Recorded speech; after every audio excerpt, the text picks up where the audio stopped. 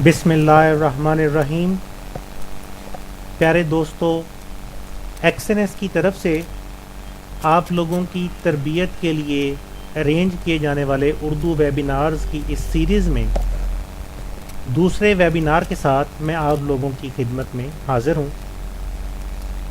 इन webinars का मकसद एक्सएनएस की तरफ से आप लोगों के लिए एक क्वालिटी एजुकेशन प्रोवाइड करना है, और वो भी आपकी अपनी ज़ुबान में, ताकि हर कोई जो कि इंग्लिश से नावाकिफ़ है वो आसानी के साथ फॉरेक्स को ना सिर्फ सीख सके बल्कि उससे बेहतर प्रॉफिट्स भी हासिल कर सके।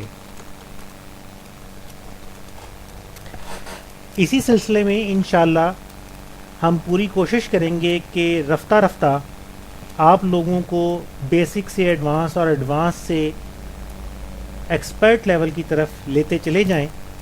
इस सिलसिले में अभी फ़िलहाल हम बेसिक कॉन्सेप्ट्स को कवर कर रहे हैं, लेकिन इंशाअल्लाह आने वाले दिनों में हम टेक्निकल एनालिसिस और फंडामेंटल एनालिसिस के हवाले से डिटेल के साथ वेबिनार्स करते चले जाएंगे, जो कि आपके इल्म में इजाफ़ा भी करेगा और आपको ज़्यादा प्रॉफिट हासिल करने में मदद भी करेगा। शुरू करने से पहले डिस्क्लेमर ज़रूरी है। ये तमाम इन्फॉर्मेशन जो कंपनी की तरफ से आप लोगों को प्रोवाइड की जा रही है, इसका मकसद सिर्फ आप लोगों को एजुकेट करना है। ये किसी किस्म की कोई इन्वेस्टमेंट एडवाइस नहीं है। आप सब लोग जानते हैं फॉरेक्स मार्केट एक रिस्की मार्केट है, और इस मार्केट में आप अपने रिस्क को मैनेज कर सकते हैं एक अच्छी गाइडलाइन के साथ, एक अच्छी एजुकेशन के साथ। मेरा नाम ज़ियाउल हसन है। मैं बहुत सालों से फॉरेक्स कंपनीज़ के लिए एजुकेशन पार्टनर और टेक्निकल एनालिस्ट के तौर पे काम कर रहा हूँ। इस वक्त स्क्रीन पर मेरी डिटेल आपके सामने मौजूद है। अगर मुझसे राब्ते की ज़रूरत महसूस हो तो किसी भी वक्त आप मुझे मोबाइल पे, स्काइप पे या बज़रिया ईमेल कांटेक्ट कर सकते हैं, और मैं इंशाअल्लाह कोशिश करूँगा कि आप सब लोगों के सवालों के तसल्ली बख्श जवाब दे सकूं। हमारा आज का टॉपिक फॉरेक्स के बेसिक कॉन्सेप्ट्स पार्ट 2 है। आज के इस वेबिनार में हम इंशाअल्लाह डिटेल के साथ बहुत सारी चीज़ें कवर करेंगे, जो कि पिछले वेबिनार में हमने कवर तो की थी लेकिन उतनी डिटेल के साथ कवर नहीं की थी। आज हम उनको इन डेप्थ देखेंगे। हम देखेंगे कि करेंसी पेयर्स किस तरह से बनते हैं, currencies, majors, forex, major crosses और एग्जॉटिक करेंसी पेयर्स क्या होते हैं।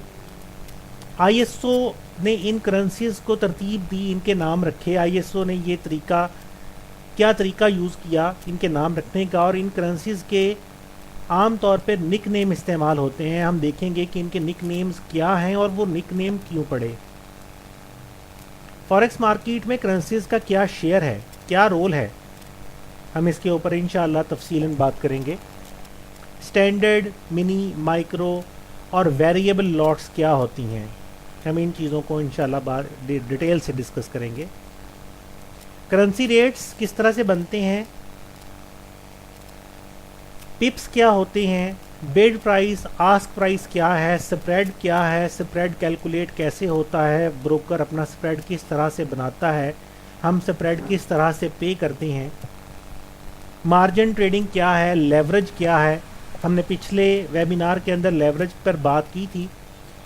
मुख्तसर सा लेवरेज का तारुफ था। काफ़ी सारे क्वेश्चंस बाद में आए दोस्तों के कि लेवरेज के ऊपर डिटेल से डिस्कस की जाए। इंशाल्लाह आज हम लेवरेज को ना सिर्फ डिटेल के साथ डिस्कस करेंगे बल्कि एग्जांपल्स के साथ लेवरेज को समझने की कोशिश भी करेंगे। लेवरेज एक बहुत लाजवाब चीज़ है, लेकिन अगर उसको एक अच्छे तरीके से यूज़ किया जाए, वरना ये बहुत ज़्यादा नुकसानदेह भी हो सकती है। मार्जिन कॉल क्या है, मार्जिन क्या है, और उसके बाद फिर मार्जिन कॉल क्या है।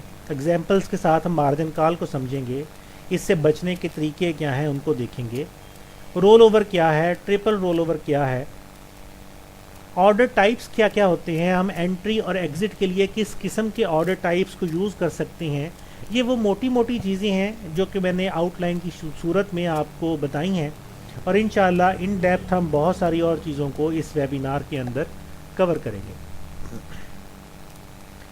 मैं जानना चाहता हूं कि जितने भी हमारे पार्टिसिपेंट्स हैं माशाल्लाह, क्या उन सभी को मेरी आवाज़ और स्क्रीन ठीक नज़र आ रही है? अगर ठीक नज़र आ रही है तो वो प्लीज़ क्वेश्चन चैट विंडो के अंदर मुझे इन्फॉर्म कर सकते हैं। अगर कोई मसला है तो मैं उसका सलूशन प्रोवाइड कर सकता हूँ। एवरीथिंग गोज़ ओके, ठीक है, ओके गुड।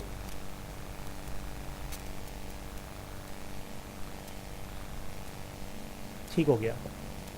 पिछले वेबिनार में हमने बात की थी फॉरेक्स में 4 मेजर डिपार्टमेंट्स आप कह लें इनको, 4 मेजर कैटेगरीज कह लें, करेंसीज, कमोडिटीज़, शेयर्स और फ्यूचर स्टॉक्स। करेंसीज के अंदर हम मुख्तलिफ मुल्कों की करेंसीज को ट्रेड करते हैं। कमोडिटीज़ में बहुत सारी चीज़ें हैं, काफ़ी लंबी चौड़ी लिस्ट है कमोडिटीज़ की, जिसमें coffee, wheat, rice, gold, silver, बहुत कुछ आता है। लेकिन ज़्यादातर लोग जब कमोडिटीज़ की बात करते हैं तो सिर्फ़ और सिर्फ गोल्ड और सिल्वर को ही जहन में रखते हैं, क्योंकि ये ज़्यादा अहम कमोडिटीज़ हैं। लोग इन्हीं कमोडिटीज़ के अंदर ज़्यादातर काम करने की और प्रॉफिट लेने की कोशिश भी करते हैं।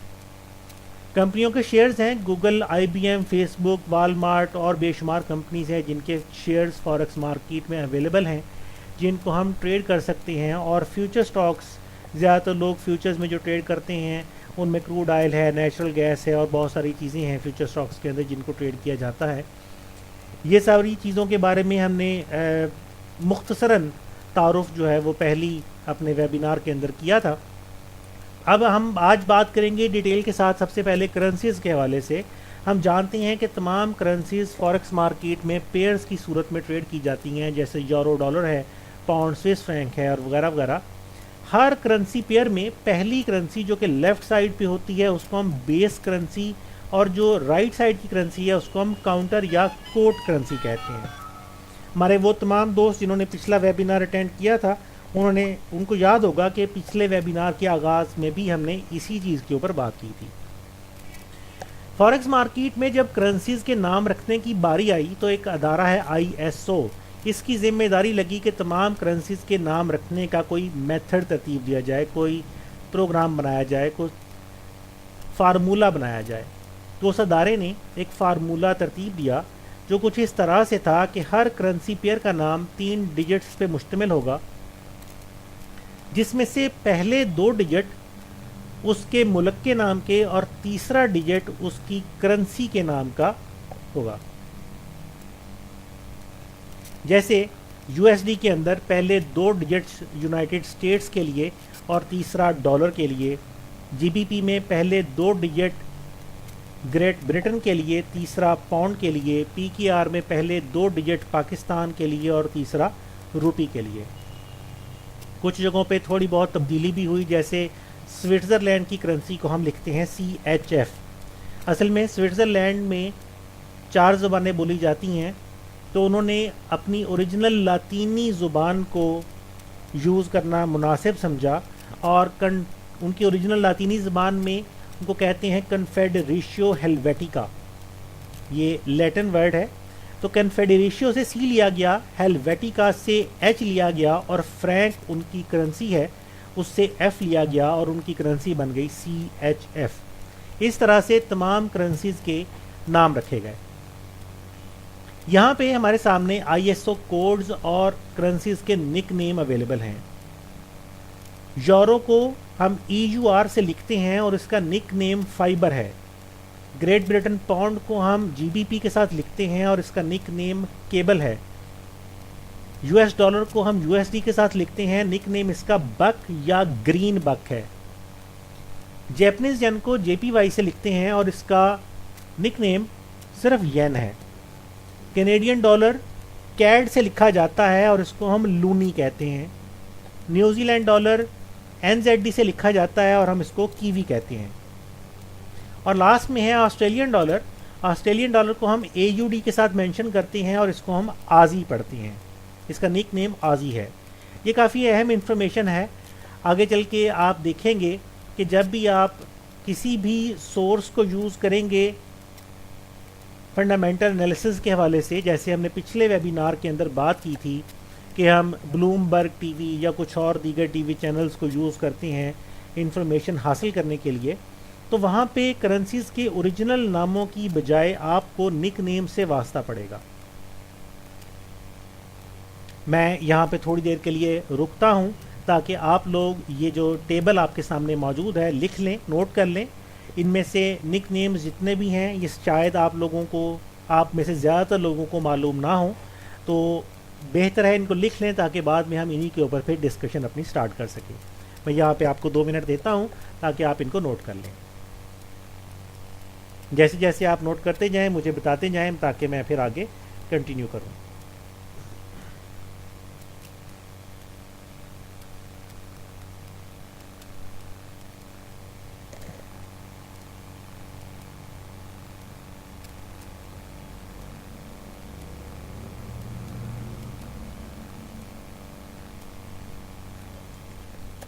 जितने भी वेबिनार्स हम करेंगे, जितने भी वेबिनार्स हमने पहले वेबिनार जो हमने किया था उसकी रिकॉर्डिंग एक्सएनएस के यूट्यूब चैनल पे अपडेट हो चुकी है। आज के वेबिनार की और आने वाले जितने भी वेबिनार्स होंगे इंशाल्लाह इन सभी वेबिनार्स की रिकॉर्डिंग्स होती रहेंगी और वो एक्सएनएस के ऑफिशियल यूट्यूब चैनल पर अपडेट होते रहेंगे। आप एक्सएनएस के ऑफिशियल यूट्यूब चैनल को सब्सक्राइब करके तमाम रिकॉर्डिंग्स वहाँ से हासिल भी कर सकते हैं। मेरा ख्याल है कि सभी दोस्तों ने ये नोट कर लिया होगा। हम आगे चलते हैं। सबसे पहले हम बात करेंगे इन्हीं निक नेम्स के हवाले से कि इनके निक नेम्स क्यों पड़े। कुछ इंटरेस्टिंग स्टोरीज़ हैं इनके पीछे, जान लेना फ़ायदेमंद इसलिए भी है कि आपको अगर स्टोरी का पता है तो वो निक नेम आपके जहन में रह जाता है। पाउंड को हम केबल कहते हैं। 18वीं सदी में अमेरिका और बरतानिया के दरमियान जो कम्युनिकेशन का सबसे अहम सोर्स था वो ज़ेरे समंदर एक केबल थी। मैं समझाने की गरज से अपने दोस्तों को याद करवाया करता हूँ कि जब हम छोटे थे तो बचपन में जो हमारे कम्युनिकेशन मेथड्स थे, आजकल तो हर बंदे की जेब में मोबाइल है, लेकिन जो हमारे कम्युनिकेशन मेथड्स थे उनमें सबसे अहम था ख़त, लेटर, और दूसरा था तार जिसको टेलीग्राम भी कहते हैं। तो 18वीं सदी में अमेरिका और बरतानिया के दरमियान जो कम्युनिकेशन का सबसे अहम सोर्स था वो ज़ेरे समुंदर अटलांटिक समुंदर के अंदर एक बहुत लंबी, बहुत बड़ी तार बिछाई गई थी जिसके ज़रिए दोनों ममालिक आपस में कम्युनिकेट करते थे और एक मुल्क दूसरे मुल्क को अपने करेंसी रेट्स भी उसी केबल के ज़रिए प्रोवाइड करता था। और उसी रेफरेंस से, उसी वजह से पौंड को केबल कहा जाने लग गया, क्योंकि पौंड का रेट केबल के ऊपर ट्रांसमिट होता था तो पौंड को भी केबल कहा जाने लग गया। तो ये केबल का नाम पड़ने की पौंड की असल वजह है। अमेरिकन डॉलर को हम बक लिखते हैं, इसको ग्रीन बक भी कहते हैं, बक भी कहते हैं। अमेरिका में सिविलाइजेशन से पहले, आप कह लें कि इनके महज़ब होने से पहले, जो कबायली इलाका जात थे वहाँ पे करेंसी का जो निज़ाम था वो तकरीबन नापैद था। बहुत कम लोग करेंसीज़ का इस्तेमाल करते थे। वहाँ पे जो सबसे ज़्यादा चीज़ इस्तेमाल होती थी करेंसी की जगह पे, वो एक दूसरे के साथ ये लोग एक्सचेंज करते थे मुख्तलिफ़ चीज़ें, तबादले के तौर पे इनकी ज़िंदगी चलती थी। अगर किसी को किसी चीज़ की ज़रूरत है तो वो उसके इवज़ में कोई दूसरी चीज़ तबादले के लिए दे देता था। और जो सबसे अहम करेंसी इनके पास अवेलेबल थी वो हिरन की खाल के टुकड़े, जिसको बक स्किन कहा जाता था, वो ये इस्तेमाल करते थे तजारत की गरज से। किसी भी चीज़ को ख़रीदने के लिए कितने बक स्किन्स दिए जाएंगे, बक स्किन वहाँ की सबसे अहम सौगात कंसिडर की जाती थी, जिसको इस्तेमाल करते हुए लोग अपनी शर्ट्स, अपने ट्राउज़र्स, जूते, हैट और दीगर अपने इस्तेमाल की चीज़ें बनाते थे। तो जब बाद में डॉलर मार्ज़ वजूद में आया तो उसी रेफरेंस से डॉलर को भी बक या बक स्किन कहा जाने लग गया। पहले इसको बक स्किन कहते थे, फिर बाद में इन शॉर्ट इसको बक कहा जाने लग गया। कैनेडियन डॉलर को हम लूनी कहते हैं। लूनी कनाडा का कौमी परिंदा है, नेशनल बर्ड है कनाडा का, और कनाडा के $1 के सिक्के पर कनाडा के $1 के सिक्के पर इस बत्तख की तस्वीर मौजूद है। ऐसे दोस्त जो कार्टून देखने के शौकीन हैं उनको शायद याद हो कि लूनी टून के नाम से एक कार्टून अक्सर कार्टून नेटवर्क्स पे आते हैं, तो याद रखने के लिए लूनी टून के कार्टून्स को अपने जहन में रख लें। कनाडा का कौमी परिंदा लूनी है, बत्तख है, और इस बत्तख की तस्वीर कनाडा के $1 के सिक्के पे है और उसी रेफरेंस से इसको लूनी कहते हैं। न्यूजीलैंड डॉलर को हम कीवी कहते हैं। कीवी एक बगैर परों वाला परिंदा है जो कि न्यूजीलैंड का कौमी निशान है। न्यूजीलैंड के $1 के सिक्के पर इस कीवी की तस्वीर मौजूद है और उसी रेफरेंस से इसको कीवी भी कहा जाता है। ऑस्ट्रेलियन डॉलर को आसी कहा जाता है। इसकी को बहुत अहम रीज़न तो नहीं है, लेकिन ऑस्ट्रेलिया को एशिया का हब कंसिडर किया जाता है तिजारत की गरज से। एशिया के ऊपर, एशियन एक्सचेंज मार्केट के ऊपर ऑस्ट्रेलियन डॉलर का एक होल्ड कंसिडर किया जाता है और उसी रेफरेंस से ऑस्ट्रेलियन डॉलर जो है उसको ज़्यादा अहमियत दी जाती है और ऑस्ट्रेलियन डॉलर को हम आसी कहते हैं। हमने पिछले वेबिनार में बात की थी करेंसी ग्रुप्स के हवाले से। हमने बात की थी दो मेजर करेंसी ग्रुप्स की, मेजर करेंसी पेयर्स और क्रॉस करेंसी पेयर्स। ऐसी तमाम करेंसीज जिनके नाम के अंदर डॉलर इन्वॉल्व है हम उनको मेजर कंसिडर कर सकते हैं। बहरहाल 6 करेंसीज ज़्यादा अहम हैं जिनको हम मेजर करेंसी पेयर्स कहते हैं। Euro dollar, dollar yen, pound dollar, dollar Swiss franc, आजी डॉलर और kiwi dollar. Kiwi dollar NZD और USD है। अभी हमने बात की है इनके निक नेम्स के हवाले से, तो ओरिजिनल नामों की बजाय हम आने वाले वेबिनार्स में भी और बोलचाल में भी ओरिजिनल नामों की बजाय हम इनके निक नेम्स को इस्तेमाल करेंगे। ये 6 करेंसीज फॉरेक्स मार्केट में मेजर करेंसी पेयर्स कहलाती हैं। इसके अलावा हमारे पास वो तमाम करेंसीज जिनके नाम के अंदर डॉलर इन्वॉल्व नहीं है उनको हम क्रॉस करेंसी पेयर्स कहते हैं, जैसे यूरो पाउंड है, यूरो स्विस फ्रैंक है, यूरो कैनेडियन डॉलर है और सो ऑन। ये बात हमने पिछले वेबिनार के अंदर की थी। लेकिन एक तीसरा करेंसी ग्रुप जो हमने वहाँ पे कवर नहीं किया था वो है exotic currency pairs. Exotic currency pairs को इमर्जिंग करेंसी पेयर्स भी कहते हैं। 98-99 में यूरो आया तो किसी को भी ये अंदाज़ा नहीं था कि यूरो इतना ज़्यादा पॉपुलर हो जाएगा। इस वक्त दुनिया की लीडिंग करेंसी यूरो है। उसी तरह से माहिरीन के ख्याल में कुछ करेंसीज ऐसी हैं, कुछ ममालिक ऐसे हैं जिनकी करेंसीज आने वाले वक्तों में बहुत ही अहम हो सकती हैं तजारती लिहाज से, तो उन करेंसीज की अहमियत अभी से कंसिडर कर दी गई है और उन करेंसीज को हम एक्सोटिक करेंसी पेयर्स कहते हैं। इन करेंसीज में जो ज़्यादा पॉपुलर करेंसीज हैं उनमें तुर्किश लीरा है, तुर्की की करेंसी है, स्वीडन, नॉर्वे और डेनमार्क का क्रोने है, साउथ अफ्रीका का रैंड है, थाईलैंड का भट है, हांगकांग और सिंगापुर का डॉलर है। और अगर आप MT4 में इन करेंसीज को सर्च करें तो आप देखेंगे कि इन करेंसीज का जो स्प्रेड है वो आम रेगुलर करेंसीज की निस्बत काफ़ी ज़्यादा है और इसी वजह से जो नया ट्रेडर है आमतौर पे मेजर्स में या क्रॉसेस में ट्रेड करना ज़्यादा पसंद करता है, वो एक्सोटिक करेंसी पेयर्स के अंदर उतना कंफर्टेबल फील नहीं करता क्योंकि इसका स्प्रेड काफ़ी हाई होता है। इस वक्त फॉरेक्स मार्केट में जो सबसे ज़्यादा करेंसी ट्रेड हो रही है वो डॉलर है, अमेरिकन डॉलर है।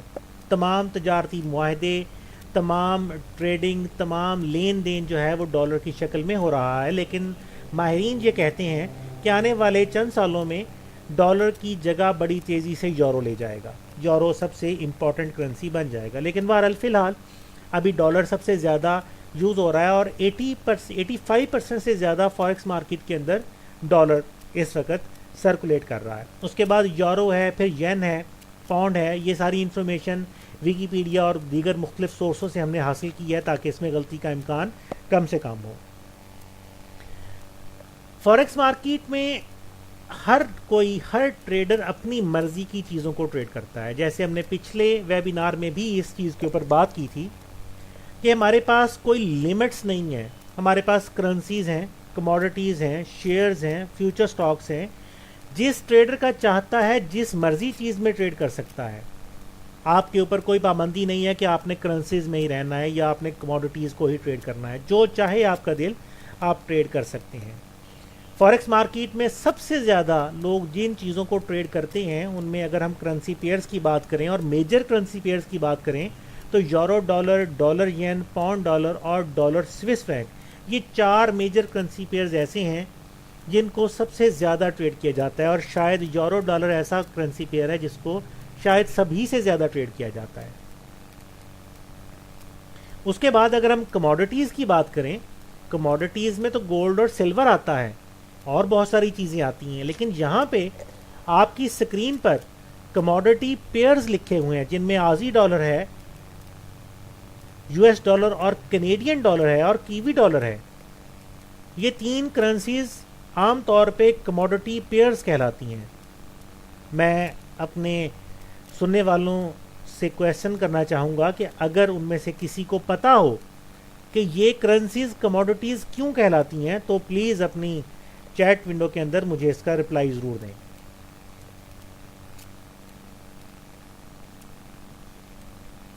क्या सभी लोगों को मेरी आवाज़ और स्क्रीन ठीक आ रही है?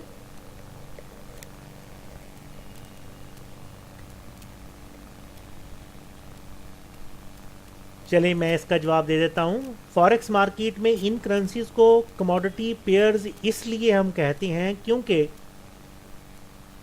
इन करेंसीज का डायरेक्ट रिलेशनशिप है हमारे कमोडिटीज़ के साथ, गोल्ड, सिल्वर, दीगर चीज़ों के साथ डायरेक्ट रिलेशनशिप है। वो क्या रिलेशनशिप है अभी थोड़ी देर में हम इंशाल्लाह उसके ऊपर डिटेल के साथ बात करेंगे।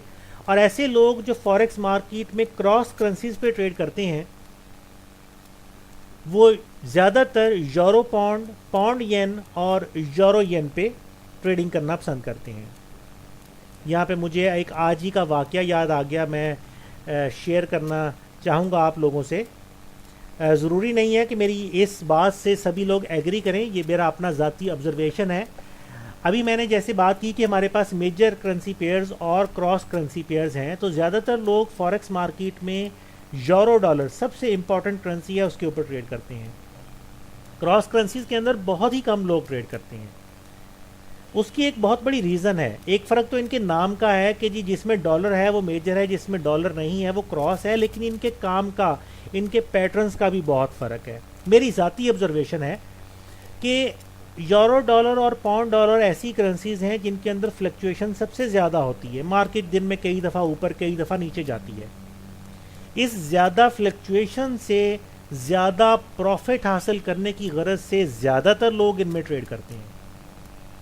लेकिन यही फ्लक्चुएशन अगर आपके ख़िलाफ़ हो जाए, मार्केट बहुत सारी ऊपर चली गई थी, आपने सोचा जी ये मज़ीद ऊपर जाएगी, आप वहाँ पे बाई करते हैं और मार्केट वहाँ से नीचे आ जाए, मार्केट नीचे जा रही है, आप वहाँ पे सेल करते हैं ये सोच के कि जी मार्केट नीचे जाएगी और मार्केट वहाँ से रिटर्न हो जाए, तो बहुत ज़्यादा लॉसेस का सामना भी होता है। और अक्सर जो सुनने वाले ट्रेडर्स हैं वो इस बात से एग्री करेंगे कि यूरो डॉलर और पाउंड डॉलर के अंदर आपको ये सूरत हाल अक्सर फेस करनी पड़ती है। आप ट्रेड स्टार्ट करते हैं और वो ट्रेड फ़ौरन ही नुकसान में जानी शुरू हो जाती है। आप बाई जहाँ से करते हैं, लोग कहते हैं जी मैंने बाई किया था मार्केट उलट हो गई, मैंने सेल किया था मार्केट रिवर्स हो गई। ये मेजर करेंसीज का एक पैटर्न है, उनकी एक करेक्टरिस्टिक है।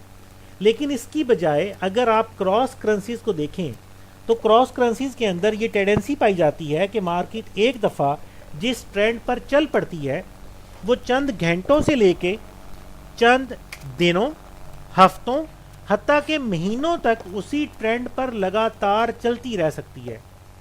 आप ऑस्ट्रेलियन डॉलर और दीगर क्रॉस करेंसी पेयर्स के ऊपर अगर आप चार्ट्स खोल के देखें तो आप मेरी इस बात से यकीनन एग्री करेंगे। एज ए ट्रेडर हमारा काम ज़्यादा प्रॉफिट हासिल करना है। जैसे हमने पिछले लेक्चर में बात की थी कि फॉरेक्स मार्केट ज़्यादातर स्पेकुलेटर्स की वजह से चलती है। सिर्फ 5% ट्रेड्स फॉरेक्स मार्केट में ऐसी हैं जो किसी ख़ास पर्पस के तहत की जाती हैं। और वो पर्पस क्या है? एक्सचेंज है। मार्केट में एक कंपनी दूसरी कंपनी को चीज़ें बेचती है, एक मुल्क दूसरे मुल्क को चीज़ें बेचता है, वो करेंसीज एक्सचेंज करता है। इस किस्म की ट्रेड्स जो कि किसी ख़ास पर्पस के तहत की जाती हैं वो सिर्फ 5% हैं। बाकी 95% ट्रेड्स स्पेकुलेशंस हैं, यानी हम ट्रेडर्स सिर्फ इसलिए ट्रेड करते हैं ताकि हमें उस ट्रेड से बेनिफिट हासिल हो सके। ये स्पेकुलेटिव ट्रेडिंग कहलाती है। तो हमारा मकसद फॉरेक्स मार्केट से सबसे ज़्यादा प्रॉफिट हासिल करना है। तो ज़रूरी नहीं है कि हम किसी एक करेंसी पेयर के साथ या किसी एक इंस्ट्रूमेंट के साथ ही अटैच हो जाएं, जैसे ज़्यादातर लोग यूरो डॉलर या पाउंड डॉलर के साथ अटैच हो जाते हैं। आपके पास बहुत कुछ है ट्रेडिंग के लिए, थोड़ा सा दूसरे चार्ट्स पे नज़र डालें। ख़ास तौर पे मैं रिकमेंड करता हूँ अपने तमाम स्टूडेंट्स को, अपने तमाम दोस्तों को, कि मेजर्स की बजाय क्रॉसेस को ज़रा फोकस ज़्यादा करें। आपको बड़े लंबे लंबे पैटर्न्स नज़र आएंगे, मार्केट बड़े लंबे लंबे ट्रेंड्स पे चलती नज़र आएगी। और जितना लंबा ट्रेंड होगा, जितना लंबा पैटर्न होगा, थोड़ी सी मेहनत करनी पड़ती है टेक्निकल एनालिसिस पे, और आप उस लंबे पैटर्न से, उस लंबे ट्रेंड से ज़्यादा प्रॉफिट हासिल कर सकते हैं। बहरहाल ये मेरी अपनी ज़ाती राय है, ज़रूरी नहीं कि हर कोई इसके साथ एग्री हो। एक और चीज़ जो मैं यहाँ पे ज़रूर मेंशन करूँगा कि कोई भी चीज़ जो हम इन वेबिनार्स में पढ़ाएंगे उनको यहाँ से सुनने के बाद फ़ौरन जाके रियल अकाउंट्स पे इम्प्लीमेंट नहीं करना। फॉरेक्स का असूल है कि जहाँ से भी कोई इन्फॉर्मेशन मिले उस इन्फॉर्मेशन को रियल अकाउंट पर इम्प्लीमेंट करने से पहले हमेशा डेमो ट्रेडिंग, डेमो प्रैक्टिस लाजमी करें। जो कुछ सुना है, जो कुछ पढ़ा है, जो कुछ समझा है, उसको प्रैक्टिस करके देखें। अगर आपको प्रैक्टिस से अच्छे रिजल्ट्स आते हैं तो उसको जाके रियल पे इम्प्लीमेंट करें। बहरहाल हम बात कर रहे थे मेजर क्रॉसेस की, तो मेजर क्रॉसेस में यूरो पाउंड, पाउंड येन और यूरो येन, ये तीन करेंसीज मेजर क्रॉसेस कहलाती हैं। फॉरेक्स मार्केट में जो लोग क्रॉसेस में ट्रेड करते हैं उनमें से अक्सरियत इन क्रॉस करेंसीज पे ज़्यादा फोकस करती है। जिस तरह से करेंसीज पेयर्स की सूरत में ट्रेड होती हैं, उसी तरह से हमारे बाकी इंस्ट्रूमेंट्स भी आमतौर पे पेयर्स की सूरत में ही ट्रेड होती हैं। गोल्ड और सिल्वर बहुत ही अहम कमोडिटीज़ हैं। कुछ MT4s के अंदर आपको गोल्ड और सिल्वर ही लिखा मिलेगा, लेकिन ज़्यादातर MT4s में आपको गोल्ड और सिल्वर की बजाय वहाँ पे इसका ISO कोड मिलेगा, और इसका ISO कोड है XAUUSD गोल्ड का, और सिल्वर को हम कहते हैं XAGUSD, यानी गोल्ड बामुकाबला डॉलर और सिल्वर बामुकाबला डॉलर। दोनों ही चीज़ें, गोल्ड और सिल्वर, अमेरिकन डॉलर के इनवर्सली प्रोपोर्शनल हैं, यानी एक दूसरे के उलट चलती हैं।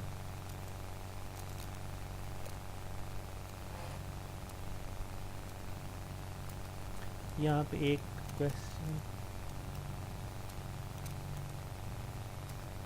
यहाँ पे कुछ दोस्तों के क्वेश्चंस आ रहे हैं। मैं इंशाल्लाह कोशिश करूँगा कि वेबिनार के एंड पे क्वेश्चंस के रिप्लाई करूँगा। मैं रिक्वेस्ट करूँगा अपने तमाम पार्टिसिपेंट से कि जिस टॉपिक पे हम बात कर रहे हैं उसी के रिलेटेड अगर क्वेश्चन हो तो वो ज़रूर लिखें। टॉपिक से हट के जितने भी क्वेश्चंस होंगे वो मैं इंशाल्लाह कोशिश करूँगा कि इस वेबिनार के एंड पे उन सभी क्वेश्चंस के रिप्लाई कर सकूँ। हम बात कर रहे थे गोल्ड और सिल्वर की, तो गोल्ड और सिल्वर दोनों ही चीज़ें अमेरिकन डॉलर के इन्वर्सली प्रोपोर्शनल चलती हैं। अगर गोल्ड और सिल्वर की वैल्यू में इजाफा होता है तो डॉलर की कीमत में ऑटोमेटिकली कमी वाक़ हो जाती है, और अगर डॉलर की कीमत बढ़ती है तो ऑटोमेटिकली गोल्ड और सिल्वर की कीमत में कमी वाक़ हो जाती है। अभी हमने बात की थी पिछली एक स्लाइड के अंदर कमोडिटी पेयर्स के हवाले से। हमने कहा था ऑस्ट्रेलियन डॉलर और कनेडियन डॉलर कमोडिटी पेयर्स हैं। ये कमोडिटी पेयर्स इसलिए हैं क्योंकि इनका ताल्लुक हमारी मेजर कमोडिटीज़ के साथ है। ऑस्ट्रेलियन डॉलर हमेशा नहीं लेकिन अक्सर ऑस्ट्रेलियन डॉलर जो है ये गोल्ड के पैरेलल चलता है। यहाँ पे जो लोग मुझे सुन रहे हैं, अगर उनमें से कोई इस चीज़ का जवाब देना चाहे कि ऐसा क्यों होता है, तो मैं उसको अप्रिशिएट करूँगा कि ऑस्ट्रेलियन डॉलर गोल्ड के पैरेलल क्यों चलता है। अगर गोल्ड की वैल्यू बढ़ती है तो आम तौर पे ऑस्ट्रेलियन डॉलर की वैल्यू में भी इजाफा होता है, और अगर गोल्ड की वैल्यू में कमी आती है तो ऑस्ट्रेलियन डॉलर की वैल्यू में भी कमी आती है। ये आम तौर पे होता है, हमेशा नहीं लेकिन ज़्यादातर ऐसे ही होता है। मैं चाहूँगा अगर कोई जवाब देना चाहे इस क्वेश्चन का तो चैट विंडो के अंदर वो मुझे लिख के इसका जवाब दे सकता है। इसी तरह से कैनेडियन डॉलर ऑयल के पैरेलल चलता है। कैनेडियन डॉलर की कीमत में अगर इजाफा हो तो ऑयल की कीमत में भी इजाफा हो जाता है, और अगर ऑयल की कीमत में कमी आए तो कैनेडियन डॉलर की कीमत में भी कमी आ जाती है। मैं इन दोनों क्वेश्चंस का जवाब खुद ही दे देता हूँ। यहाँ पे मेरे पास यहाँ पे जवाब आ चुका है, मेरा ख्याल है एक दो दोस्तों का। ठीक है, ऑस्ट्रेलिया दुनिया का शायद वो वाहिद मुल्क है जहाँ पे बैंक्स अपने बैंकों में नोट ज़ख़ीरा करने की बजाय गोल्ड को ज़ख़ीरा करती हैं। मैंने एक नेशनल जियोग्राफिक के ऊपर एक प्रोग्राम देखा था कुछ साल पहले, बड़ी डिटेल के साथ उन्होंने इस चीज़ को एक्सप्लेन किया था कि ऑस्ट्रेलिया में बैंकों में नोटों की बजाय गोल्ड को ज़ख़ीरा किया जाता है। तो ऑस्ट्रेलिया गोल्ड का एक सबसे बड़ा ज़ख़ीरा अंदोज़ मुल्क कंसिडर किया जाता है। ऑस्ट्रेलिया में गोल्ड के सबसे ज़्यादा ज़खायर मौजूद हैं, और इसीलिए जब गोल्ड की कीमत बढ़ती है तो ऑटोमेटिकली ऑस्ट्रेलियन डॉलर की वैल्यू में इजाफा हो जाता है, और अगर गोल्ड की कीमत में कमी आती है तो ऑटोमेटिकली ऑस्ट्रेलियन डॉलर की कीमत में कमी भी वाक़ हो जाती है। इसी तरह से कनाडा जो है वो ऑयल का सबसे बड़ा प्रोड्यूसर कंसीडर किया जाता है। सबसे ज़्यादा रिफाइनरीज कनाडा के अंदर मौजूद हैं, और इसीलिए अगर क्रूड ऑयल की कीमत में कमी वाक़ होती है तो कैनेडियन डॉलर की कीमत में भी कमी वाक़ हो जाती है, एंड वाइस वर्सा। अगर कैनेडियन डॉलर की कीमत में इजाफा हो जाए तो ऑयल की कीमत में भी इजाफा हो जाता है। ऑयल के हवाले से ख़ास तौर पे ये चीज़ ज़रूर ध्यान में रखनी चाहिए कि ऑयल सिर्फ़ और सिर्फ कैनेडियन डॉलर के साथ इफ़ेक्ट नहीं करता। ऑयल के ऊपर और बहुत सारी चीज़ें, हमारे अरब कंट्रीज़ और दीगर हमारे जो मामलात हैं वो भी ऑयल के ऊपर असरअंदाज होते हैं।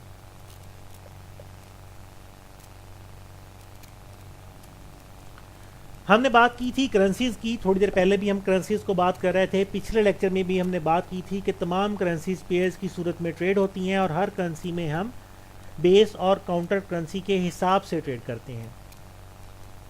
एग्जाम्पल ले लेते हैं, यूरो और डॉलर है, हम उसको बाई करते हैं तो इसका मतलब ये है कि हम यूरो को बाई करते हैं और डॉलर को सेल करते हैं। लेकिन अगर हम यूरो डॉलर को सेल करते हैं तो इसका असल मतलब ये है कि हम डॉलर को बाई कर रहे हैं और यूरो को सेल कर रहे हैं। हम ये कह सकते हैं कि जी हमने डॉलर को बाई किया है यूरो को सेल करके, लेकिन हम इतनी लंबी तफसील में नहीं जाते। हम इनके शॉर्ट वर्ड्स यूज़ करते हैं, यानी हम यूरो डॉलर को बाई करना या यूरो डॉलर को सेल करना कहते हैं, और इनके मुतबादल जो अल्फाज हम यूज़ करते हैं या कर सकते हैं, जो कि आपको ज़्यादातर सोर्सेज के ऊपर अवेलेबल होंगे, वो बाई और सेल नहीं होंगे बल्कि लॉन्ग और शॉर्ट होंगे। अगर हम किसी भी करेंसी पेयर को, फॉर एग्जांपल यूरो डॉलर को ही बाई कर रहे हैं तो हम कहेंगे वो यार लॉन्ग इन यूरो, और अगर हम उसको सेल कर रहे हैं तो हम कहेंगे वो यार शॉर्ट इन यूरो। जिस तरह से आईएसओ ने करेंसीज की एक तरतीब दी, उसी तरह से एक और फार्मूला भी तरतीब दिया गया कि जहां जहां पे भी करेंसी पेयर्स के अंदर यूरो आता है, यूरो हमेशा बेस करेंसी में रहेगा, यूरो कभी भी काउंटर करेंसी में नहीं जाएगा। यूरो की अहमियत सबसे ज़्यादा कंसिडर की गई। आप MT4 में देख लें, जहाँ जहाँ पे भी आपको यूरो मिलता है, यूरो हमेशा बेस करेंसी में ही मिलेगा, कभी भी किसी भी करेंसी में आपको यूरो काउंटर करेंसी में नहीं मिलेगा। यूरो के बाद जो दूसरे नंबर पे अहम तरीन हमारे पास करेंसी है वो है, तो बताना चाहेगा क्या है? यूरो के बाद जो दूसरी अहम तरीन करेंसी हम लिखते हैं वो क्या है? मुझे चैट विंडो के अंदर अपने दोस्तों से जवाब चाहिए इस चीज़ का कि यूरो के बाद दूसरी अहम तरीन करेंसी कौन सी कंसिडर की गई है MT4 के अंदर, करेंसी पेयर्स की तरतीब के अंदर। बिल्कुल ठीक है, हमारे एक दोस्त ने बताया है पाउंड, एक दोस्त ने बताया है डॉलर। नहीं, डॉलर गलत जवाब है। दूसरी अहम तरीन करेंसी जो है वो है पाउंड, ब्रिटिश पाउंड। जिस तरह से हमने कहा कि यूरो हमेशा बेस करेंसी में ही रहता है, उसी तरह से पाउंड भी हमेशा बेस करेंसी में ही रहता है। पाउंड सिर्फ और सिर्फ वहां पे काउंटर करेंसी में गया जहां पे इसका पेयर यूरो के साथ बना।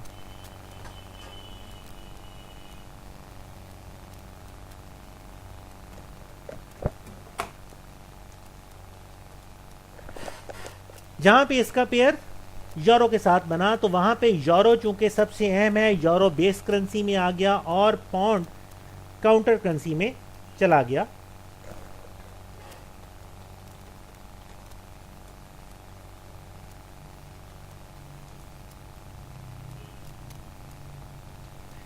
लेकिन इसके अलावा जहाँ जहाँ पे भी आप यूरो को देखेंगे, यूरो हमेशा बेस करेंसी में ही मिलेगा, और जहाँ जहाँ पे भी आप पाउंड को देखेंगे, पाउंड भी हमेशा बेस करेंसी में ही मिलेगा।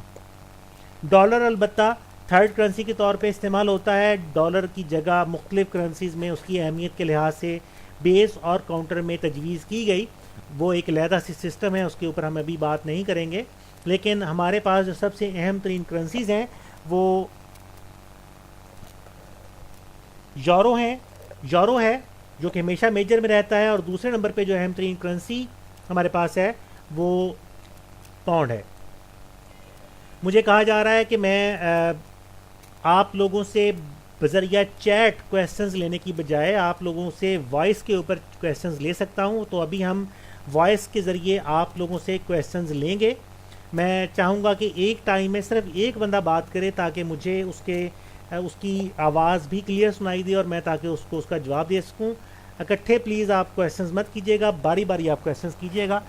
तो मैं अब चाहूँगा कि जो वॉइस कम्युनिकेशन है वो ऑन हो, ताकि हम अपने पार्टिसिपेंट से क्वेश्चंस जो हैं वो वॉइस के ज़रिए ले सकें।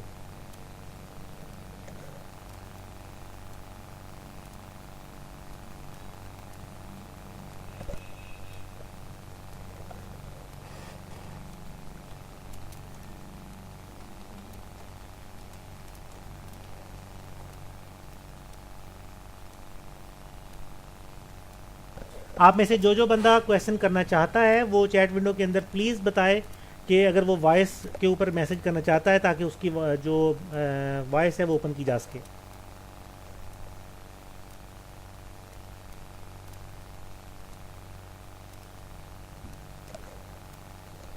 आप में से जो दोस्त भी मेरे साथ वॉइस मैसेजेस के ज़रिए बात करना चाहता है वो चैट विंडो के अंदर मैसेज लिखे ताकि उसकी वॉइस ओपन की जा सके, ताकि मैं उसके क्वेश्चंस का जवाब दे सकूँ। ठीक हो गया, नो आंसर। हम कंटिन्यू करते हैं। हमने पिछले वेबिनार के अंदर बात की थी फॉरेक्स मार्केट के अंदर लॉट्स के हवाले से। हमने बात की थी कि हमारे पास 3 किस्म के मेजर लॉट साइजेस हैं, स्टैंडर्ड, मिनी और माइक्रो। 3 किस्म के अकाउंट साइजेस हैं, स्टैंडर्ड, मिनी और माइक्रो। और फॉरेक्स मार्केट में हम इनको लॉट्स कहते हैं, अकाउंट कहने की बजाय ज़्यादातर हम इन लफ्ज़ जो यूज़ करते हैं वो है लॉट। स्टैंडर्ड अकाउंट साइज में या स्टैंडर्ड लॉट साइज में हम at a time 1 lakh units of base currency को ट्रेड करते हैं, यानी जो भी हमारी बेस करेंसी होगी हम उसके 1 लाख यूनिट्स को ट्रेड करेंगे। अगर हम यूरो डॉलर को ट्रेड कर रहे हैं तो हम 1 लाख यूरोज़ को, अगर हम पाउंड डॉलर को ट्रेड कर रहे हैं तो 1 लाख पाउंड्स को वगैरह वगैरह ट्रेड कर रहे हैं। इसी तरह से अगर हम मिनी लॉट साइज में ट्रेड कर रहे हैं तो हम एट ए टाइम 10,000 यूनिट्स को, 10,000 यूनिट्स ऑफ बेस करेंसीज को ट्रेड करेंगे, यानी 10,000 euros, 10,000 pounds, 10,000 Australian dollar, Japanese येन वगैरह वगैरह। अगर हम माइक्रो लॉट को ट्रेड कर रहे हैं तो हम at a time 1,000 units of base currency को ट्रेड करेंगे। ये हमारे पास लॉट्स हैं। और MT4 में ट्रेड स्टार्ट करने के लिए हम वॉल्यूम के खाने में अपना लॉट साइज एडजस्ट करते हैं। हमने बात की थी कि हम वहाँ पे 1.10 या 0.01 मेंशन करते हैं ताकि उसके हिसाब से हम अपनी ट्रेड को स्टार्ट कर सकें। कुछ ट्रेडर्स मैंने देखा है, कुछ ट्रेडर्स मेरे एक्सपीरियंस में गुजरे हैं, ऐसे भी हैं जो अपने ट्रेडर्स को लॉट साइज़ चेंज करना अलाउ नहीं करते। एक्सएनएस हमारे पास एक ऐसा ब्रोकर है जिसमें आपकी मर्ज़ी है कि आप जो चाहे लॉट साइज़ अपनी मर्ज़ी से तब्दील करके इस्तेमाल कर सकते हैं। अगर आपके पास कैपिटल थोड़ा है, आप छोटे लॉट साइज़ के साथ, अगर ज़्यादा है तो आप अपनी मर्ज़ी से बड़े लॉट साइज़ के अंदर जा सकते हैं और आप अपनी मर्ज़ी से लॉट की वैल्यू को खुद मैनुअली टाइप कर सकते हैं। लॉट साइज़ में अगर ड्रॉप डाउन के अंदर आप देखेंगे तो कुछ वैल्यूज़ पहले से मेंशन हैं, हमें उन वैल्यूज़ पे रहना ज़रूरी नहीं है। हम अपनी मर्ज़ी से उन वैल्यूज़ के दरमियान, यानी 0.01 से लेके 1 और उससे बड़ी वैल्यूज़ अपनी मर्ज़ी से टाइप कर सकते हैं, अगर वो हमारे MT4 में नहीं है तो भी। और अगर एक बंदा ऐसा है जो स्टैंडर्ड से हट के ट्रेड करता है, यानी वो स्टैंडर्ड के लिए 1 लिखने की बजाय, मिनी के लिए 0.10 लिखने की बजाय, माइक्रो के लिए 0.01 लिखने की बजाय वो वहाँ पे तब्दील करता है अपनी वैल्यू को, वो माइक्रो के लिए 0.1 की बजाय 0.2, 0.3, 0.4 या मिनी के लिए 0.10 की बजाय 0.20, 0.30 वगैरह लिखता है, तो इसको हम वेरिएबल लॉट साइज कहते हैं। अब जाहिर है जितनी छोटी या बड़ी मिकदार में कोई ट्रेडर ट्रेड करेगा उसका प्रॉफिट और लॉस भी उसी के हिसाब से होगा। अब प्रॉफिट और लॉस को समझने के लिए ज़रूरी है कि हमें सबसे पहले करेंसी की प्राइस जो हमारे MT4 के अंदर मेंशन हो रही है उसको पढ़ना और समझना आता हो। मैं कुछ एग्जांपल्स के ज़रिए समझाने की कोशिश करूँगा। पाकिस्तानी करेंसी है रुपया, और 1 रुपया 100 पैसों से मिलके बनता है। इसी तरह जो अमेरिकन डॉलर है वो है 100 सेंट से मिलके बनता है। फॉरेक्स मार्केट में हम करेंसी को कुछ इस तरह से लिखते हैं, जैसे यहाँ पे यूरो और डॉलर की एक एग्जाम्पल प्राइस आपके सामने हमने मेंशन की है 1.3641 इसका मतलब ये है कि अगर आपको 1 यूरो खरीदना है, ये 1 यूरो की कीमत है, जो भी प्राइस मेंशन होती है वो हमेशा बेस करेंसी की होती है। अगर आपको 1 यूरो खरीदना है तो उसके लिए आप $1 और 36 सेंट खर्च करेंगे, यानी 1 यूरो की कीमत $1 और 36 सेंट है। लेकिन आपको याद होगा अभी हमने बात की थी स्टैंडर्ड, मिनी, माइक्रो, हम अपने अकाउंट साइज में हज़ारों और लाखों की कैलकुलेशंस की बात करते हैं। स्टैंडर्ड में हम 1 लाख यूनिट्स को ट्रेड कर रहे हैं, मिनी में 10,000 यूनिट्स को, माइक्रो में 1000 यूनिट्स को। तो हम $1, 1 यूरो या 1 पाउंड की बात कहीं भी नहीं करते, हम हज़ारों और लाखों की कैलकुलेशंस की बात करते हैं। तो उस हज़ारों और लाखों की कैलकुलेशन करने के लिए आशार्य के बाद 2 मज़ीद डिजिट शामिल किए गए, जो कि यहाँ पे 4 और 1 है। ये डिजिट फॉरेक्स मार्केट में पिप कहलाते हैं, PIP, पिप। फॉरेक्स की मार्केट का आप ये समझ लें कि ये बुनियाद है, फॉरेक्स की सारी मार्केट इस पिप के ऊपर खड़ी है। एक पिप की अगर तब्दीली आती है तो वो आपको अच्छा खासा प्रॉफिट या लॉस लेके आ सकती है। और पिप के बाद एक 5वां डिजिट भी आता है जो कि पॉइंट या पिपिटेट कहलाता है। इसको पिपेट्स भी पढ़ते हैं, पिपिटेट्स भी कुछ जगह पे पढ़ा जाता है। इसको बहरहाल हम पॉइंट कहते हैं। 5वां डिजिट आशार्य के बाद फॉरेक्स मार्केट में पॉइंट कहलाता है। ये 5वां डिजिट पिप का 10वां हिस्सा है।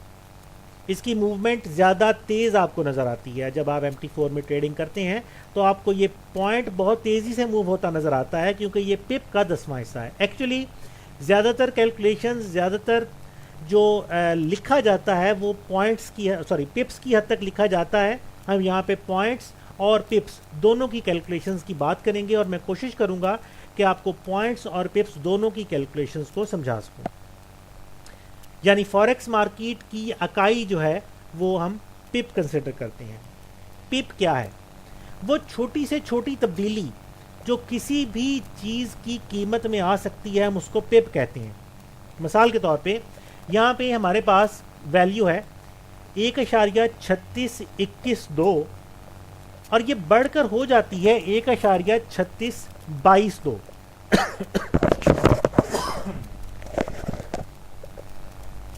यानी ये 1 पिप की तब्दीली है या 10 पॉइंट्स की तब्दीली है। हमारा आखिरी चौथा हिस्सा जो है वो 1 डिजिट चेंज हुआ है, जो कि 1 पिप की तब्दीली बनता है, और जो 5वां हिस्सा है वो यहाँ पे 10 डिजिट चेंज हुआ है, तभी जाके हमारा 1 पिप बदला। तो ये 1 पिप की तब्दीली या 10 पॉइंट्स की तब्दीली है। अब ये 1 पिप है कितने का, डिपेंड करता है आपका वॉल्यूम कितना था। मिनी लॉट के अंदर 1 पिप $1 का, स्टैंडर्ड लॉट में 1 पिप $10 का, और माइक्रो लॉट में 1 पिप 10 सेंट का होता है। यानी अगर आपने एक स्टैंडर्ड लॉट स्टार्ट की है तो ये 1 पिप की तब्दीली आपके लिए $10 का प्रॉफिट या लॉस लेके आ सकती है। अगर आपने मिनी ट्रेड स्टार्ट की है तो ये 1 पिप की तब्दीली आपके लिए $1 का प्रॉफिट या लॉस, और अगर आपने माइक्रो ट्रेड स्टार्ट की है तो ये 1 पिप की तब्दीली आपके लिए 10 सेंट का प्रॉफिट या लॉस लेके आ सकती है। दूसरी एग्जाम्पल में हमारे पास कीमत 1.4240 से कम होके 42.20 पे चली गई, यानी टोटल जो वैल्यू में फ़र्क आया वो 20 पिप्स का या 200 पॉइंट्स का है। डिपेंड करता है आपके वॉल्यूम के ऊपर, ये $2 का प्रॉफिट लॉस, $20 का प्रॉफिट लॉस या $200 का प्रॉफिट लॉस भी हो सकता है, आपके अकाउंट साइज, आपके लॉट साइज के ऊपर डिपेंड करते हुए, स्टैंडर्ड, मिनी और माइक्रो के हिसाब से। मेरा ख्याल है कि सभी दोस्तों को पिप का कॉन्सेप्ट क्लियर हो चुका होगा। अगर कोई क्वेश्चन है पिप के हवाले से ख़ास तौर पे तो चैट विंडो में आप लिखें, मैं इंशाल्लाह कोशिश करूंगा कि मज़ीद जो कन्फ्यूजन हैं पिप के हवाले से वो क्लियर कर सकूँ। MT4 में हर चीज़ के सामने आपको दो दो कीमतें लिखी नज़र आती हैं, बिड प्राइस और आस्क प्राइस।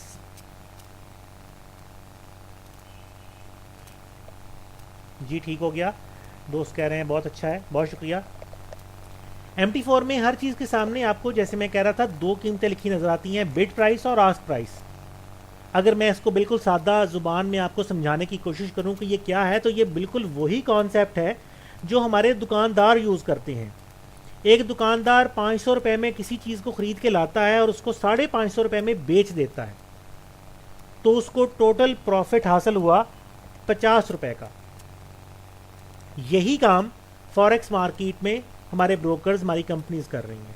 वो एक ही चीज़ को किसी एक कीमत पे ख़रीदती हैं और उसी चीज़ को आगे दूसरी कीमत पे बेच देती हैं, और दोनों कीमतों का जो फ़र्क है वो कंपनी का प्रॉफिट या स्प्रेड कहलाता है। आपकी हर ट्रेड पे कंपनी आपसे अपना स्प्रेड चार्ज करती है और ये उसका हक भी बनता है। वो आपको बहुत सारी सर्विसेज दे रही है, आपको लेवरेज दे रही है, आपको कम्युनिकेशन नेटवर्क प्रोवाइड कर रही है, आपके फंड्स को संभाल के रखती है, टाइम पे डिपॉजिट, टाइम पे विड्रॉ आपके प्रोवाइड करती है। अपने सारे अखराजात को मैनेज करने के लिए कंपनी इतना छोटा सा आपसे सर्विस चार्जेस की शक्ल में एक फ़ीस चार्ज करती है। तो इस फीस को हम फॉरेक्स मार्केट के अंदर स्प्रेड कहते हैं। जैसे यहाँ पे एक एग्जांपल है यूरो और डॉलर की, कि बिड प्राइस है 1.3272 और आस्क प्राइस है 1.3276। तो दोनों ही कीमतों का जो टोटल फ़र्क है वो 4 पिप का है। जैसे मैंने बात की थी अभी कि हमारे पास जो लास्ट डिजिट है, चौथा डिजिट अशारिये के बाद, वो पिप कहलाता है। तो यहाँ पे 2 और 6 का जो फ़र्क है वो 4 पिप्स बनता है। तो इसके ऊपर अगर आप कोई भी ट्रेड स्टार्ट करते हैं तो कंपनी आपसे 4 पिप का स्प्रेड चार्ज करेगी। अब ये 4 पिप जो हैं ये $40 भी हो सकते हैं अगर स्टैंडर्ड लॉट है, ये $4 भी हो सकते हैं अगर मिनी लॉट है, और ये 40 सेंट भी हो सकते हैं अगर आपकी माइक्रो लॉट है। जाहिर है जितना आपका लॉट साइज़ बड़ा या छोटा होगा, पर पिप वैल्यू उतनी ही ज़्यादा या कम होगी, और उसी के हिसाब से स्प्रेड की वैल्यू, स्प्रेड की जो कीमत है वो भी ज़्यादा या कम ऑटोमेटिकली हो जाएगी।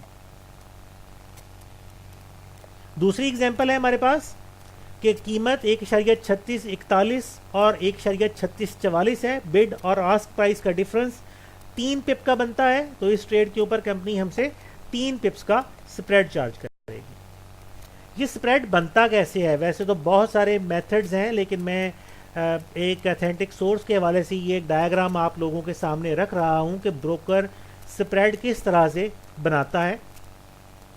बैक एंड पे हमने पिछले लेक्चर में भी बात की थी कि बैक एंड पे इंटरबैंक्स हैं जिनसे ब्रोकर कम्युनिकेट कर रहा है। हमारी इतनी कैपेसिटी नहीं है कि हम ब्रोकर को छोड़ के बराह रास्त इंटरबैंक के साथ कम्युनिकेट कर सकें।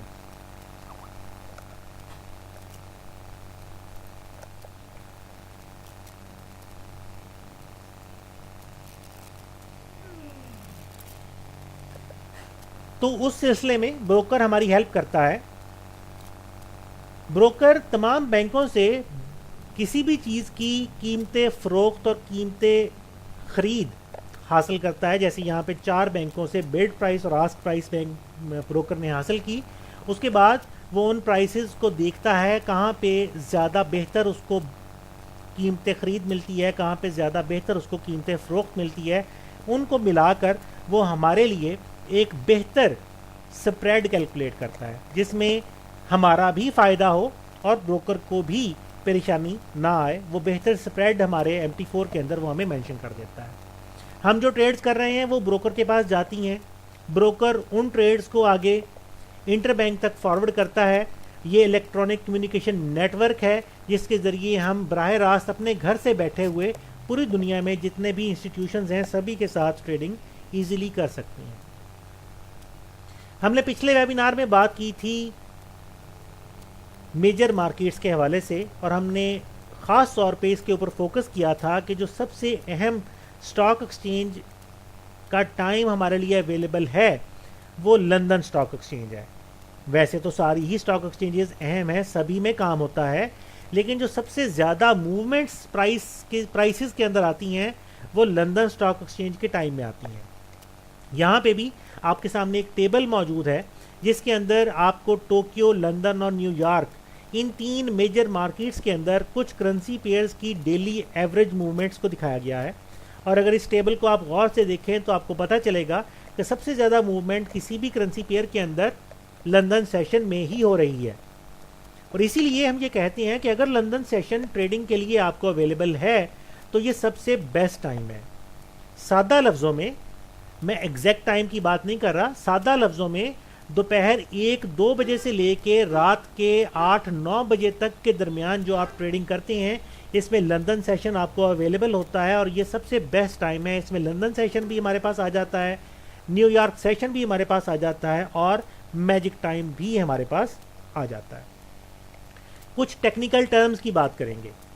मार्जिन ट्रेडिंग, हम थोड़े से पैसे इन्वेस्ट करते हैं, कंपनी से काफ़ी सारा मार्जिन लेते हैं। मार्जिन क्या है, हमने पिछले लेक्चर में बात की थी, हम लेवरेज लेते हैं, कंपनी से काफ़ी सारी लेवरेज लेते हैं और उस लेवरेज के साथ हम ट्रेडिंग करते हैं। तो ये सारी की सारी ट्रेडिंग जो है हमारी, ये मार्जिन ट्रेडिंग कहलाती है। अब ये लेवरेज हमारे लिए फ़ायदेमंद है कि नुकसानदेह है?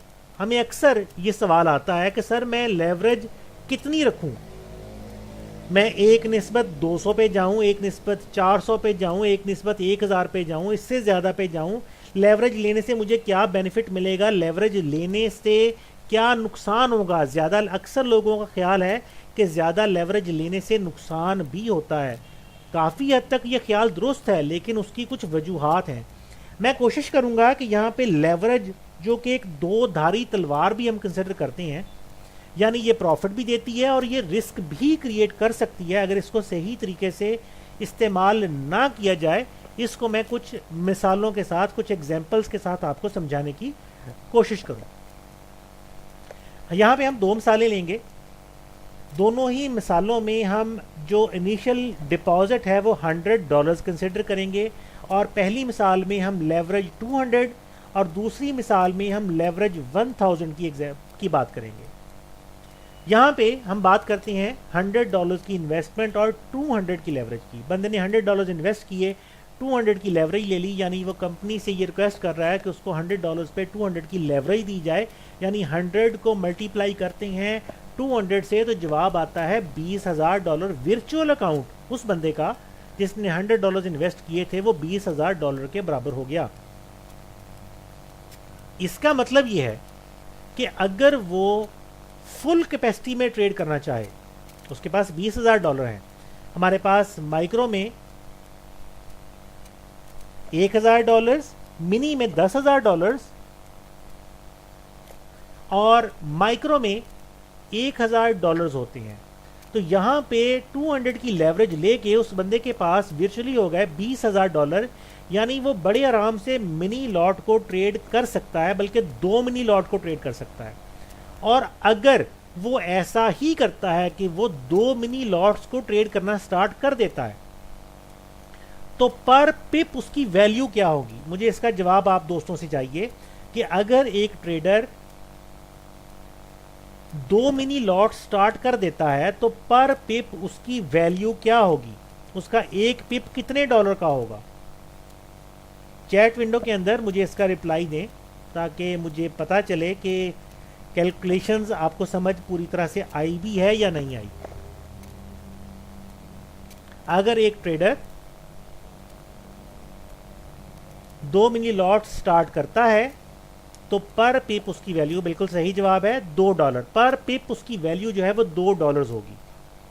हर पिप उसका $2 का प्रॉफिट या लॉस करेगा। अब वो एक ट्रेड स्टार्ट करता है जिसमें उसकी 2 मिनी लॉट, जिसमें उसने वॉल्यूम 2 मिनी लॉट्स को रखा है और पर पिप उसकी जो वैल्यू है वो $2 है। तो कितने पिप्स वो माइनस में चला जाए कि उसका सारे का सारा अकाउंट जो कि $100 का था वो ख़त्म हो जाए। मुझे आप दोस्तों से जवाब चाहिए कि वो कितने पिप्स माइनस में बर्दाश्त कर सकता है कि उसका अकाउंट ख़त्म हो जाए। बिल्कुल ठीक जवाब है, वो 50 पिप माइनस में जाएगा।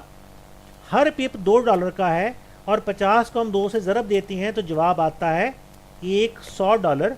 तो उसका अकाउंट $100 का था, 50 पिप वो माइनस में गया, 2 मिनी लॉट्स उसने स्टार्ट की थी तो उसका अकाउंट सारे का सारा ख़त्म हो गया।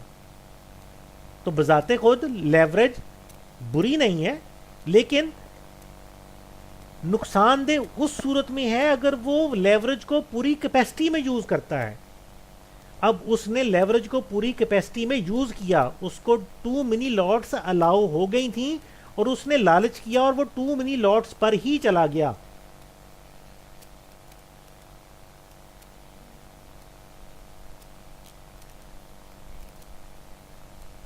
दोस्त कह रहे हैं कि 50 से कम ही ब्रोकर की तरफ से अकाउंट वाश हो जाएगा। बिल्कुल उनकी बात काफ़ी हद तक दुरुस्त है, लेकिन मैं ब्रोकर्स की बात नहीं कर रहा, मैं एक थ्योरी की बात कर रहा हूँ कि टोटल एग्जैक्ट कैलकुलेशंस जो कि थ्योरेटिकल हमारी बनती हैं, ब्रोकर किस तरह से काम करता है मैं अभी उसके ऊपर बात नहीं कर रहा। अब इसका अगर पॉजिटिव रुख हम देखें, पॉजिटिव साइड अगर इसकी देखें तो उसकी 2 मिनी लॉट्स स्टार्ट थी और अगर उसकी ट्रेड प्रॉफिट में गई होती तो 50 पिप्स का प्रॉफिट लेते ही उसका अकाउंट डबल भी हो जाता।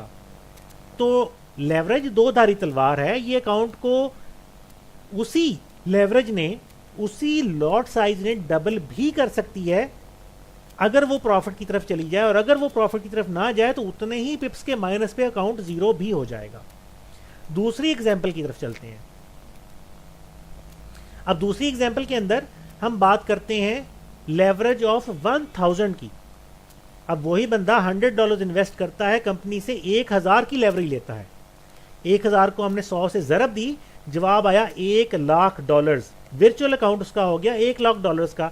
यानी अब वो इस काबिल है कि वो एक स्टैंडर्ड लॉट स्टार्ट कर सकता है। स्टैंडर्ड के अंदर 1,00,000 यूनिट्स होते हैं जिसको वो अब स्टार्ट करने के काबिल हो गया है। और अगर वो ऐसा करता है, रिकमेंड नहीं किया जाता कि वो ऐसा करे, ये बहुत हाई रिस्क है, लेकिन अगर वो ऐसा करता है तो उसका हर पिप कितने डॉलर का होगा? आप लोगों की तरफ से मैं जवाब का इंतजार कर रहा हूं कि अगर वो एक स्टैंडर्ड लॉट स्टार्ट करता है तो हर पिप उसका बिल्कुल एग्जैक्टली $10 के बराबर होगा। और अब अगर खुदा ना खास्ता उसकी ट्रेड उसके अगेंस्ट चली जाती है तो वो सिर्फ और सिर्फ 10 पिप माइनस में जाएगा तो उसका सारे का सारा अकाउंट खत्म हो जाएगा, क्योंकि 10 पिप वो माइनस में गया। पर पिप वैल्यू $10 थी, 10 को 10 से ज़रब दिया, जवाब आया 100 पिप, $100, और उसका पूरे का पूरा अकाउंट जो है वो 10 पिप के माइनस पे ख़त्म हो गया। और यही उसका पूरे का पूरा अकाउंट 10 पिप अगर उसके फेवर में चला जाता तो डबल भी हो जाता। तो बजाते खुद लेवरेज नुकसानदेह नहीं है। अगर यही बंदा $100 इन्वेस्ट करके 1000 की ही लेवरेज लेता, लेकिन वो माइक्रो लॉट्स को ट्रेड करता, तो उसको कभी भी किसी भी किस्म की परेशानी का सामना नहीं करना पड़ता, क्योंकि वो एक लिमिट के अंदर रहकर लेवरेज को यूज कर रहा है। लेकिन अगर वो लेवरेज को हद से ज़्यादा यूज़ करेगा तो इंतहाई कंडीशंस का सामना भी करना पड़ सकता है, जैसे हमने इन एग्जांपल्स के अंदर देखा कि इतने थोड़ी सी मूवमेंट के ऊपर, 10 पिप के ऊपर, या उसका अकाउंट डबल हो जाएगा या उसका अकाउंट ज़ीरो हो जाएगा। हमने अपने कैरियर में ऐसे ट्रेडर्स देखे हैं जो कि इस किस्म के तजर्बात करते हैं। मैं उनको मना भी करता हूँ, ये एडवाइजेबल नहीं है, ये ह्यूज रिस्क है, ये जुआ है। कि आप 10 पिप्स के ऊपर या अकाउंट डबल करने के चक्कर में चले जाएं या आपका अकाउंट सारे का सारा ख़त्म हो जाए। याद रखें, फॉरेक्स मार्केट तजारत है। इसके हवाले से मुझे एक दिन एक दोस्त ने कहा कि फॉरेक्स के हवाले से कोई इस्लामिक पॉइंट ऑफ व्यू से कोई प्रूफ हो तो वो प्रोवाइड करें। मैंने उनको बताया था कि कुछ फतवे मौजूद हैं इसके हवाले से, लेकिन हम उन फतवों की तरफ नहीं जाते। इंशाल्लाह हम किसी सेशन में बात करेंगे डिटेल के साथ। मैं समझाऊंगा कि फॉरेक्स का काम हलाल है, किस तरह से हलाल है इस्लामिक पॉइंट ऑफ व्यू से, उसकी मैं एग्जांपल्स दूंगा आपको समझाने के लिए। लेकिन ये हलाल तभी है अगर इसको आप हलाल तरह से करें। अगर आप इसको जुआ समझ के करेंगे तो ये फिर हराम है। किसी भी अच्छे काम को अगर आप गलत तरीके से करते हैं तो वो गलत ही होता है। तो फॉरेक्स मार्केट अल्हम्दुलिल्लाह एक बहुत लाजवाब हलाल बिजनेस है, लेकिन सिर्फ उसी सूरत में अगर आप इसको अच्छे तरीके से समझ के करें, इसको हलाल तरीके से करें। और हलाल तरीका यही है कि सबसे पहले नॉलेज हासिल करें और उस नॉलेज को इम्प्लीमेंट करें। आंखें बंद करके तुक्के मारने से मसला हल नहीं होता। हमने बहुत ज़्यादा सुना होगा आप लोगों ने दो अल्फाज को, बुलिश और बेरिश। फॉरेक्स मार्केट के ट्रेंड्स के हवाले से हम ये दो वर्ड्स यूज़ करते हैं। हमारे एक दोस्त का क्वेश्चन आया है बाइनरी ऑप्शंस के हवाले से। उनका एक व्यू है, मैं व्यू को खैर ऑनलाइन यहाँ पे एक्सप्लेन नहीं कर सकता, लेकिन बहरहाल मैं उनके व्यू से एग्री करता हूँ। ये मेरा ज़ाती हो सकता है, ज़रूरी नहीं है कि सभी लोग इससे एग्री करें। सभी ज़रूरी नहीं होता कि जो हम आपको अपने पॉइंट ऑफ व्यूज़ बताएं सभी लोग उससे एग्री करें। ये मेरा पॉइंट ऑफ व्यू है, कंपनी का नहीं है, कंपनी का स्टैंड नहीं है, ये मेरा ज़ाती स्टैंड है। मैं आपको पढ़ा रहा हूँ, कंपनी के बिहाफ पे ही पढ़ा रहा हूँ, लेकिन जो कुछ पढ़ा रहा हूँ वो मेरी तरफ से है। हमने दो वर्ड सुने हैं बहुत ज़्यादा, बुलिश और बेरिश। ट्रेंड्स के हवाले से हम इसको इस्तेमाल करते हैं, बुलिश ट्रेडिंग और बेरिश ट्रेडिंग। अगर प्राइस चार्ट ऊपर की तरफ जा रहा है तो हम कहते हैं मार्केट बुलिश है, और अगर प्राइस चार्ट नीचे की तरफ जा रहा है तो हम कहते हैं मार्केट बेरिश है।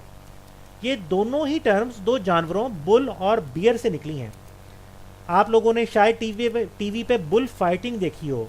बुल एक ज़ोरदार जानवर है, धक्का लगा के हर चीज़ को आगे ले जाने की सलाहियत रखता है, ताकत का निशान कंसिडर किया जाता है बुल को। तो जब मार्केट ऊपर जा रही होती है तो हम कहते हैं कि मार्केट में बुल्स आ गए हैं और वो मार्केट को धक्का लगा के ऊपर की तरफ लिए जा रहे हैं। बियर रीच को कहते हैं। हो सकता है आप लोगों ने लाइव तो खैर नहीं देखा होगा किसी ने भी शायद, लेकिन टीवी चैनल्स पे बहुत सारे जो जैसे नेशनल ज्योग्राफिक है और उसके अलावा बहुत सारे चैनल्स हैं जहाँ पे वो डॉक्यूमेंट्रीज दिखाते हैं। शायद किसी ने एक्सपीरियंस किया हो, देखा हो कि रीच की आदत है कि वो हर चीज़ को दबाने की, खींचने की कोशिश करता है। अगर मक्खियों का छत्ता उसके पास आ जाए वो उसको पकड़ के नीचे गिरा लेता है शहद खाने के लिए। इंसान अगर खुदा ना खास्ता उसके काबू आ जाए तो वो उसको नीचे गिरा के उसके ऊपर बैठ जाता है। तो रीच हर चीज़ को दबाने की, खींचने की कोशिश करता है। तो जब मार्केट में ऐसे ट्रेडर्स का गलबा हो जो मार्केट को नीचे ले जाने की कोशिश कर रहे हो, मार्केट का ट्रेंड डाउनवर्ड हो जाए, तो हम कहते हैं कि मार्केट में बियर्स आ गए हैं और वो मार्केट को खींचने की या दबाने की कोशिश कर रहे हैं। फॉरेक्स मार्केट बुल्स और बियर्स की जंगोजदल का नाम है। जब किसी साइड के ट्रेडर्स का पलड़ा भारी हो जाता है तो मार्केट उस सिमत में चल पड़ती है, लेकिन ये रैंडम नहीं है।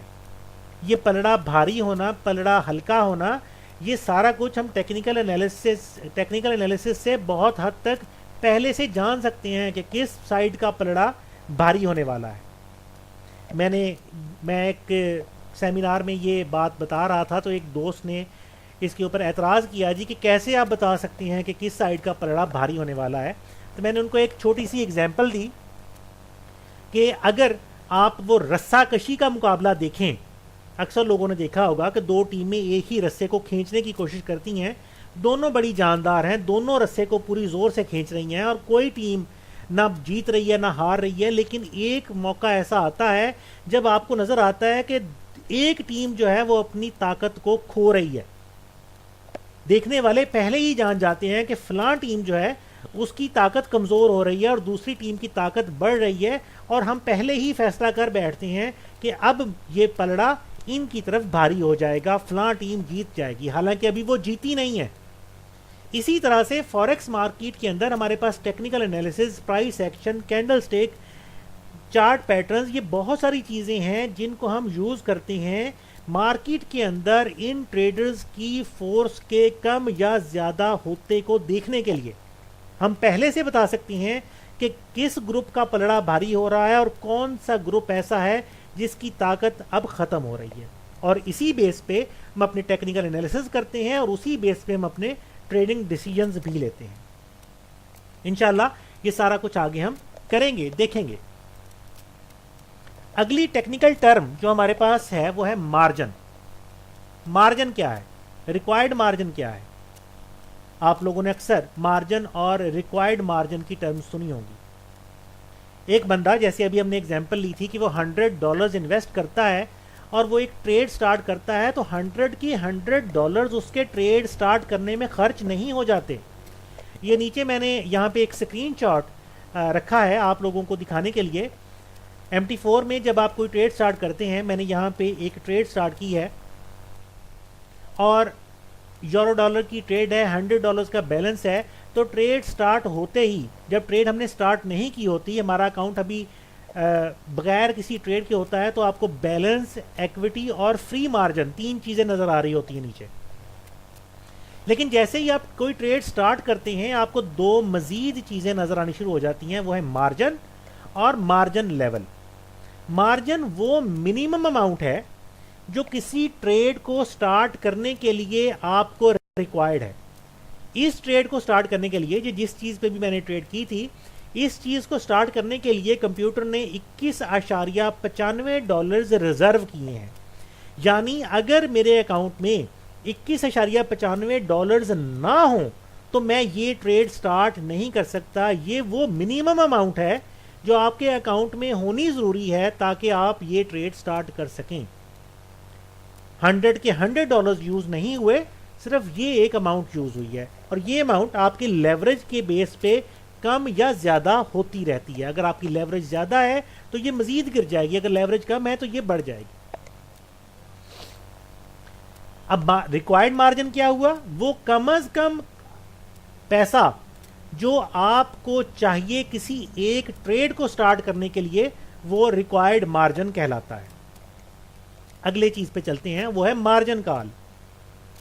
अब वही बंदा $100 उसने इन्वेस्ट किए थे, एक ट्रेड उसने स्टार्ट की है और वो प्रॉफिट की तरफ जाने की बजाय नुकसान की तरफ चल पड़ती है, और फ़र्ज़ करें चलते चलते वो -10, -20, -30, 40, 50, 60, 70, -80 पे, फ़र्ज़ करें वो -80 पे पहुंच जाती है। तो अब उस ट्रेडर की कंडीशन कुछ यूं है कि अगर वो अपनी उस ट्रेड को बचाने के लिए, अपने उस अकाउंट को बचाने के लिए हेज करने का सोचे, यानी एक रिवर्स ट्रेड स्टार्ट करने का सोचे, तो उसके पास अब इतने पैसे नहीं हैं कि वो कोई नई ट्रेड स्टार्ट कर सके। कम से कम $21-22 उसको चाहिए थे ट्रेड स्टार्ट करने के लिए, उसके पास अब इतना कैपिटल नहीं बचा। इतना बचा भी होता तो भी कुछ पैसा इजाफी चाहिए ट्रेड को मैनेज करने के लिए भी। तो अब उसके पास इतना पैसा नहीं है कि वो कोई नई ट्रेड स्टार्ट कर सके। अब उसके पास क्या रास्ते हैं? या तो वो इतने नुकसान पर अपनी सारी ट्रेड्स बंद करे और जो बचे हैं पैसे उनको बचाए, बड़ी एक्सट्रीम कंडीशन है। या फिर वो बैठ के वेट करे कि शायद मार्केट उसके फेवर में आ जाए। अगर मार्केट उसकी फेवर में आ जाती है, प्रॉफिट की तरफ चली जाती है, तो लाजवाब है। लेकिन अगर ऐसा नहीं होता तो ये ट्रेड थोड़ी सी मजीद माइनस की तरफ जाएगी और उसका पूरे का पूरा अकाउंट खाली कर जाएगी। यानी ऐसी कंडीशन जब किसी ट्रेडर की एक या ज्यादा ओपन पोजीशंस की वजह से उसके पास किसी नई ट्रेड को स्टार्ट करने के लायक पैसा ना बचे, इस कंडीशन को मार्जिन कॉल कहा जाता है। मार्जिन कॉल ट्रेडर्स की सबसे बड़ी दुश्मन है। अक्सर अकाउंट्स वाश होते हैं और मार्जिन कॉल की वजह से वाश होते हैं। जब मार्जिन कॉल आता है, खुदा ना खास्ता अगर किसी ने इसका एक्सपीरियंस किया है तो देखा होगा कि नीचे आपकी जो बैलेंस लाइन है वो रेड हो जाती है। आपका ब्रोकर आपको इन्फॉर्म कर रहा होता है कि आप मार्जिन कॉल पे पहुंचे हुए हैं, आप एक्सट्रीम रिस्क लेवल पे पहुंचे हुए हैं। अगर आप इस रिस्क से बचना चाहते हैं तो मज़ीद इन्वेस्टमेंट करें ताकि वो इन्वेस्टमेंट आपकी इस ट्रेड को सहारा दे सके। लेकिन अगर आप मज़ीद इन्वेस्टमेंट नहीं करते तो आपका वो सारे का सारा अकाउंट, आपका वो सारे का सारा पैसा वहाँ पे उस गलत ट्रेड की वजह से ज़ाया हो जाता है। मार्जिन कॉल से बचना सबसे ज़्यादा ज़रूरी है। फॉरेक्स का सबसे पहला असूल है कि जब भी आप कोई ट्रेड स्टार्ट करें हमेशा इस बात का फैसला करके करें कि अगर खुदा ना खास्ता नुकसान होता है तो कितना नुकसान आप आसानी से बर्दाश्त कर सकते हैं। ये नहीं है कि आप अपने $100 के अकाउंट के ऊपर $50 का सोच लें जी मैं एक एक ट्रेड पे नुकसान बर्दाश्त करूंगा। ये कहीं पे भी एडवाइजेबल नहीं है। इसके हवाले से फार्मूले मौजूद हैं, इसके हवाले से बहुत सारा मटेरियल, बहुत सारी थ्योरीज मौजूद हैं जिनको इंशाल्लाह हम आने वाले वेबिनार्स में पढ़ेंगे, इसके ऊपर बात करेंगे कि कितना आपका रिस्क लेवल होना चाहिए। बहरहाल मार्जिन कॉल सबसे बड़ा दुख देने वाला सब्जेक्ट है किसी भी फॉरेक्स ट्रेडर के लिए। यहाँ पे हमारे पास एक चार्ट है, बड़ी आराम सुकून से ट्रेडर ट्रेडिंग करता जा रहा था और प्रॉफिट में था, लेकिन अचानक किसी गलत ट्रेड की वजह से उसको मार्जिन कॉल का सामना करना पड़ा और अचानक सारी की सारी ट्रेड्स बंद हो गई। जैसे ही मार्जिन कॉल का सामना ट्रेडर करता है, वो मज़ीद पैसे अगर इन्वेस्ट नहीं करता है तो ऑटोमेटिकली ट्रेडर उसको नेगेटिव बैलेंस में जाने से रोकने के लिए उसकी तमाम ट्रेड्स को वहाँ पे क्लोज कर देता है। वो उसकी मजबूरी है। इससे बचने के लिए जैसे अभी मैंने बात की थी कि वो उतने नुकसान पे एक रिवर्स ट्रेड स्टार्ट कर ले। फर्ज करें हमने एक ट्रेड बाई की थी $1 की 1.3000 पे। हमारा अंदाज़ा था, मैं पहले बता दूं मैं क्या बताने वाला हूं, मैं हेज के बारे में बताने वाला हूं कि जब हम किसी ट्रेड के नुकसान को बचाना चाहते हैं, अपने अकाउंट को बचाना चाहते हैं, तो हमारे पास और कोई रास्ता नहीं बचता तो हेज का सोचते हैं। हेज क्या है, मैं हेज को समझाने लगा हूँ।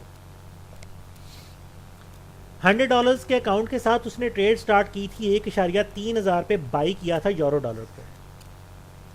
उसका एनालिसिस गलत हो गया और मार्केट नीचे जाना शुरू हो गई।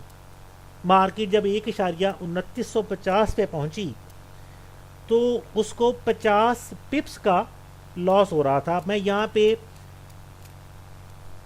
ये एग्जांपल ले लेता हूँ कि उसका एक पिप $1 का ही आप समझ लें। ये प्रैक्टिकल नहीं है, यानी ये एडवाइजेबल नहीं है जो मैं एग्जांपल दे रहा हूँ, सिर्फ समझाने की गरज से मैं इसको यूज़ कर रहा हूँ कि उसने एक मिनी लॉट स्टार्ट की है और 50 पिप्स मार्केट नीचे आ गई है, $50 का उसको नुकसान हो रहा है।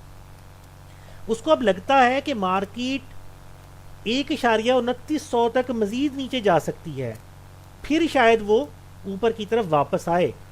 लेकिन अगर वो ये सोचे कि वो 1.29 तक का वेट कर ले तो 1.29 पे तो उसका अकाउंट ही ख़त्म हो जाएगा।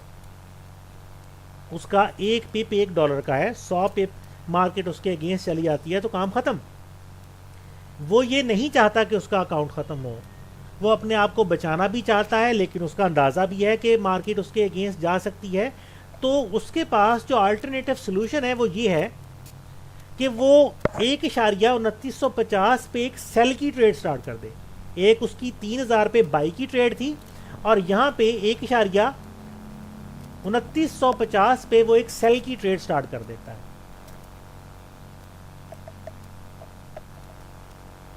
अब उसकी दो ट्रेड्स एक्टिव हैं। बाई की ट्रेड जितना मार्केट अब नीचे चलती जाएगी लॉस क्रिएट करेगी और सेल की ट्रेड उतना ही उसका प्रॉफिट जनरेट करेगी।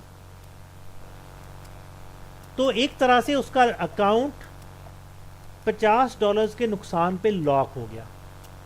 अब वो वेट कर सकता है कि मार्केट 1.29 से अगर रिटर्न करती है तो वो प्रॉफिट में वापस आने पर अपनी ट्रेड को बंद कर सकता है। इस चीज को अपना रिस्क हेज करना कहते हैं। एक चीज याद रखें, हेज इंतहाई सूरत हाल में अगर आप करते हैं, आपके पास कोई दूसरा चाराकार नहीं है, तो चलें, गुंजाइश है, लेकिन हेज करना एडवाइजेबल नहीं है। हेज में जो सबसे बड़ी गलती ट्रेडर्स करते हैं वो ये है कि वो जो सेल की ट्रेड हमने की थी, मार्केट 1,29 पे आ गई, अब बाई की ट्रेड $100 का नुकसान किए खड़ी है, जो सेल की ट्रेड है वो $50 का प्रॉफिट दिए खड़ी है, वो सेल की उस ट्रेड को $50 का प्रॉफिट लेकर बंद करने की कोशिश करती हैं। मेरी नज़र में ये सबसे गलत अप्रोच है। अगर वो उस जगह पे उस ट्रेड को बंद कर लेती हैं, मार्केट मजीद उसके अगेंस्ट चली जाती है, तो उसको मजीद हेज करना पड़ेगा और उसका हेज का जो फासला है वो बहुत ज़्यादा बढ़ता चला जाएगा। उसको हेज करना चाहिए। अगर उसको हेज करने की ज़रूरत है तो उसको हेज को खोलना चाहिए ऐसी कंडीशन पे जब उसकी सेल की ट्रेड तकरीबन ज़ीरो पे वापस आ चुकी हो, यानी मार्केट जब दोबारा से 2950 के करीब चली जाएगी, ऊपर जाते जाते सेल की ट्रेड तकरीबन उसकी प्रॉफिट के बगैर होगी, तब वो सेल की ट्रेड को बंद करे और फिर वो वेट करे कि अब मार्केट वापस ऊपर जाती है, बाई की ट्रेड प्रॉफिट लेके वो बंद करता है। तो ये मेरी नज़र में एक अच्छी अप्रोच है। वरना हमने देखा है कि मोस्टली जो ट्रेडर्स हेज करते हैं वो वक्ती तौर पे अपने अकाउंट को सहारा तो दे लेते हैं, लेकिन एंड ऑफ द डे वो अपने अकाउंट को बचाने में नाकाम रहते हैं। हमारा अगला कॉन्सेप्ट है रोल ओवर। पाकिस्तान में जब रात के 12 बजते हैं तो हमारी डेट बदल जाती है। हर दुनिया में हर मुल्क में जब रात के 12 बजती हैं तो डेट बदल जाती है, लेकिन जब पाकिस्तान में रात के 12 बजते हैं तो अमेरिका में कुछ और वक्त है, बरतानिया में कुछ और वक्त है, इंडिया में कुछ और वक्त है। तो फॉरेक्स मार्केट में भी डेट बदलती है और उसके लिए एक सेंट्रलाइज सिस्टम चाहिए था। तो तय ये किया गया कि रोज़ाना जब ऑस्ट्रेलियन सेशन स्टार्ट होता है तो वो टाइम फॉरेक्स मार्केट में डेट की तब्दीली का टाइम कंसिडर किया जाएगा। ऑस्ट्रेलियन सेशन स्टार्ट होता है पाकिस्तानी वक्त के मुताबिक रात के 3 बजे, तो रात के जब 3 बजते हैं तो फॉरेक्स मार्केट की डेट बदल जाती है और इस डेट की तब्दीली को रोल ओवर कहा जाता है। इस रोल ओवर के साथ कुछ दीगर कॉन्सेप्ट्स भी जुड़े हुए हैं। फॉरेक्स मार्केट में हमारे पास 2 किस्म के अकाउंट्स हैं, एक है स्वैप अकाउंट्स और दूसरे हैं swap free accounts. Swap accounts वो हैं कि अगर आप कोई ट्रेड स्टार्ट करते हैं और रोल ओवर के टाइम तक उस ट्रेड को बंद नहीं करते तो कंपनी की तरफ से कुछ स्वैप चार्जेस आपकी उस ट्रेड पर अप्लाई हो जाते हैं। वो प्लस में या माइनस दोनों सूरतों में हो सकते हैं। लेकिन ये चीज़ जो ये स्वैप चार्जेस थे, मैं किसी दूसरे जगह पे इंशाल्लाह इसकी डिटेल बताऊंगा कि ये स्वैप चार्जेस किस तरह से पड़ते हैं, अभी जहाँ पे वो मौजू नहीं है हमारा। लेकिन ये स्वैप चार्जेस जो है हमारे उलमा कराम ने इसको सूद करार दे दिया और इस वजह से फॉरेक्स कंपनीज़ ने इस्लामिक कंट्रीज़ के लिए स्वैप फ्री यानी सूद से पाक अकाउंट्स का इजरा कर दिया। आजकल हम जितने भी अकाउंट्स इस्लामिक कंट्रीज़ में ओपन करते हैं वो स्वैप फ्री अकाउंट्स ही होते हैं। हमारा कॉन्सेप्ट है ट्रिपल रोल ओवर। जुमे वाले दिन मार्केट जब बंद होती है और पीर वाले दिन खुलती है 2 छुट्टियों के बाद, तो इसको हम ट्रिपल रोल ओवर कहते हैं। इसमें भी वही सारे कॉन्सेप्ट्स हैं जो कि स्वैप के हैं। अगर आपका अकाउंट स्वैप वाला है तो आपको कुछ चार्जेस प्लस या माइनस हो सकते हैं। अगर आपका अकाउंट स्वैप फ्री है तो आपको कोई चार्जेस ना देने हैं ना लेने हैं। लेकिन इसके साथ साथ एक तब्दीली और है जो चाहे आपका अकाउंट स्वैप फ्री है चाहे स्वैप वाला है आपको फेस करनी पड़ सकती है, और वो ये कि मार्केट जिस कीमत पर बंद होती है ज़रूरी नहीं कि वो उसी कीमत पे ओपन हो जाए। अक्सर ऐसे होता है कि मार्केट जिस प्राइस पे क्लोज हुई थी मार्केट उस प्राइस से हट के ओपन हो जाए। फ़र्ज़ करें मार्केट 1.3000 पे बंद हुई थी और मार्केट ओपन हो जाती है 1.3100 पे, अचानक 100 पिप की तब्दीली आ गई। अब अगर आपकी कोई ट्रेड चल रही है और ये तब्दीली आपकी ट्रेड के हक में आई है तो आपको अच्छा खासा प्रॉफिट हो जाएगा। लेकिन अगर ये तब्दीली आपके ख़िलाफ़ आई है तो आपको अच्छा खासा नुकसान भी हो सकता है। और एक्सट्रीम कंडीशन में हमने ट्रेडर्स के अकाउंट्स डूबते हुए खाली होते हुए भी देखे हैं। इसलिए बेहतर ये है कि अगर मुमकिन हो जुमे वाले दिन अपनी ट्रेड्स बंद करके सोएं ताकि इस किस्म की किसी तब्दीली की वजह से आपको कोई परेशानी ना आए। फॉरेक्स मार्केट में वैसे तो ट्रेडर्स की कुछ ज़्यादा इकसाम है, हम उनके ऊपर एक लहदा से सेशन करेंगे, लेकिन दो मेजर किस्में हैं फॉरेक्स मार्केट में ट्रेडर्स की, डे ट्रेडर्स और पोजीशन ट्रेडर्स। डे ट्रेडर्स को हम इंट्रा डे ट्रेडर्स भी कहते हैं, और ये ऐसे ट्रेडर्स हैं जिनकी ट्रेड्स एक दिन के अंदर अंदर बंद हो जाती हैं। वो रोल ओवर से पहले पहले अपनी ट्रेड्स बंद करके अपना प्रॉफिट समेट के बैठ जाते हैं। पोजीशन ट्रेडर्स ऐसे ट्रेडर्स हैं जिनकी ट्रेड्स ओवरनाइट जाती हैं, उनकी ट्रेड्स रोल ओवर पास करती हैं, रोल ओवर से गुजरती हैं। उनकी ट्रेड 2 दिनों से लेके, अब 2 दिन हो गए, अगर आपकी ट्रेड आज स्टार्ट है, रात को 3 बजे रोल ओवर हो गया और अगले दिन जाती है, तो ये 2 दिन हो गए आपकी ट्रेड। वो ऐसे ट्रेडर्स की ट्रेड 2 दिनों से लेके हफ्तों, महीनों, इवन सालों तक चल सकती है। ऐसे ट्रेडर्स को हम पोजीशन ट्रेडर्स कहते हैं। और हमारे पास ट्रेडर जो ऑर्डर टाइप्स हैं वो भी 2 किस्म के हैं। वैसे तो ट्रेड स्टार्ट करने के लिए आप कोई भी मेथड यूज़ कर सकते हैं, डिफरेंट अप्रोचेज़ हैं, डिफरेंट स्ट्रेटजीज़ हैं जिसको इस्तेमाल करते हुए आप अपनी ट्रेड्स को स्टार्ट कर सकते हैं। लेकिन आम तौर पे एंट्री के लिए हम 2 मेजर किस्म के ऑर्डर टाइप्स को यूज़ करते हैं, और वो है मार्केट ऑर्डर और लिमिट ऑर्डर, जिसको हम पेंडिंग ऑर्डर भी कहते हैं। मार्केट ऑर्डर ये है कि जैसे ही आप MT4 में जाते हैं, आप न्यू ऑर्डर के बटन पे क्लिक करते हैं, बाई या सेल के बटन पे क्लिक करते ही जो भी उस वक़्त आपकी उस इंस्ट्रूमेंट की प्राइस है, एग्जैक्टली उसी टाइम पे आपकी ट्रेड वहीं से स्टार्ट हो जाती है, चाहे बाई की है चाहे सेल की है। इसको हम मार्केट ऑर्डर या इंस्टेंट एग्जीक्यूशन ऑर्डर भी कहते हैं। इसके बरक्स दूसरी किस्म का जो ऑर्डर टाइप हम यूज़ करते हैं वो है लिमिट ऑर्डर। इसको हम पेंडिंग ऑर्डर भी कहते हैं। पेंडिंग ऑर्डर से मुराद ये है कि आप करंट पोजीशन के ऊपर या करंट पोजीशन से नीचे बाई या सेल करना चाहते हैं। हम पेंडिंग ऑर्डर्स किस तरह से लगाए जाते हैं उसके ऊपर अलहदा से एक पूरा सेशन करेंगे। हम MT4 के ऊपर बात करेंगे और उस MT4 के सेशन में हम पेंडिंग ऑर्डर्स को इंशाल्लाह डिटेल के साथ डिस्कस करेंगे। 4 किस्म के पेंडिंग ऑर्डर्स हमारे पास होते हैं, buy limit, sell limit, buy stop और सेल स्टॉप। हम चारों को डिटेल के साथ इंशाल्लाह डिस्कस करेंगे, एग्जांपल्स के साथ आपको मैं समझाऊंगा। फिलहाल हम यहाँ पे सिर्फ और सिर्फ यही बात कर रहे हैं कि हमारे पास 2 किस्म के ऑर्डर टाइप्स हैं, मार्केट ऑर्डर और pending order. Pending order current price के ऊपर या नीचे लगाया जाता है, वो फौरी तौर पे स्टार्ट नहीं होता। उसके लिए आप अपना एक क्राइटेरिया तय करते हैं कि अगर मार्केट इस लेवल तक चली जाए तो मेरी बाई की या सेल की ट्रेड स्टार्ट हो जाए। तो मार्केट जैसे ही उस लेवल तक जाती है, सर्वर ऑटोमेटिकली आपकी बताई हुई इंफॉर्मेशन को मद्देनज़र रखते हुए वहाँ पे आपकी ट्रेड को स्टार्ट कर देता है।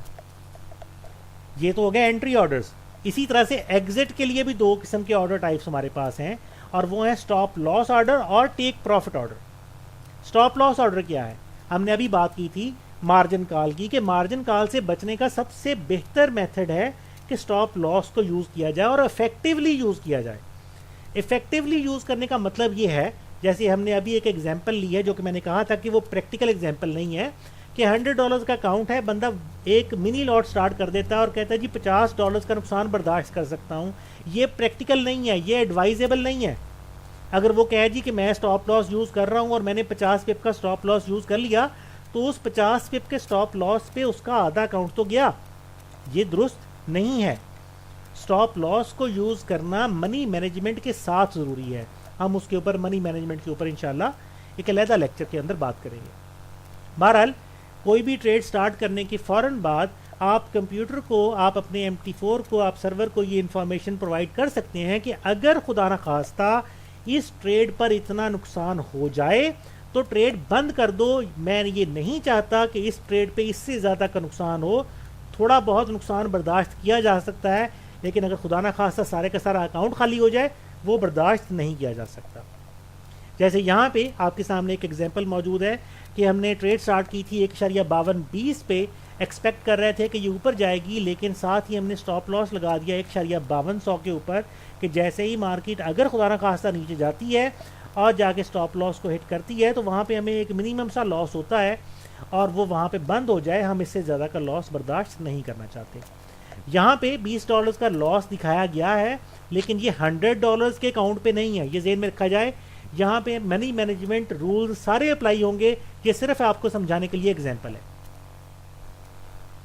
टेक प्रॉफिट ऑर्डर, अब जैसे ही कोई ट्रेड स्टार्ट करते हैं तो सबसे पहला जो सबसे पहली तलब है हमारी, वो ये है कि फौरी तौर पे उस पर प्रॉफिट आना शुरू हो जाए। और प्रॉफिट अगर आता है तो हम खुद भी अगर सामने बैठे हैं कंप्यूटर के तो ट्रेड को बंद कर सकते हैं प्रॉफिट पे, लेकिन अगर नहीं बैठे तो हम कंप्यूटर को, अपने सर्वर को टेक प्रॉफिट ऑर्डर असाइन कर सकते हैं कि मार्केट जैसे ही एक स्पेसिफिक वैल्यू पे, एक स्पेसिफिक प्रॉफिट पे पहुंच जाए, ऑटोमेटिकली आपकी ट्रेड वहां पर बंद हो जाए। और ये देने के बाद अगर आप अपना सिस्टम बंद कर देते हैं, MT4 ऑफ कर देते हैं, आप कंप्यूटर बंद कर देते हैं, तो भी ये आपकी इंफॉर्मेशन सर्वर पे चली गई है। जैसे ही मार्केट आपकी उतने लेवल के प्रॉफिट पे पहुंचेगी, ऑटोमेटिकली आपकी ट्रेड उतना प्रॉफिट लेके बंद हो जाएगी। स्टॉप लॉस भी इसी तरह से है कि जैसे ही मार्केट उतने लेवल के स्टॉप लॉस तक पहुंचेगी, ऑटोमेटिकली आपकी ट्रेड उतना लॉस करके बंद हो जाएगी, चाहे आपका कंप्यूटर चल रहा है चाहे बंद है। ये सारा कुछ सर्वर खुद ही अपने एंड पे मैनेज कर लेता है।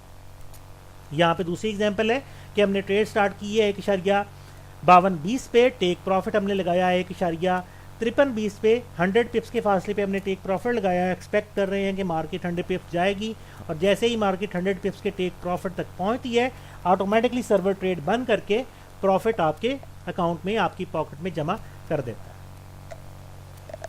आखिरी हमारा आज का कॉन्सेप्ट है ड्यूरेशन ऑफ ऑर्डर। खैर अब ये आजकल वैलिड नहीं है काफ़ी हद तक, लेकिन शुरू में जब फॉरेक्स मार्केट पब्लिक सेक्टर में आई थी तो ज़्यादातर कंपनियों ने ये एक सिस्टम रखा कि जुमे वाले दिन जब मार्केट क्लोज होती थी तो सारे के सारे ऑर्डर्स आपके बंद हो जाते थे। इस सिस्टम को बाद में तब्दील कर दिया गया और इस वक्त हम जो ऑर्डर टाइप्स यूज़ करते हैं वो है GTC, good till cancelled.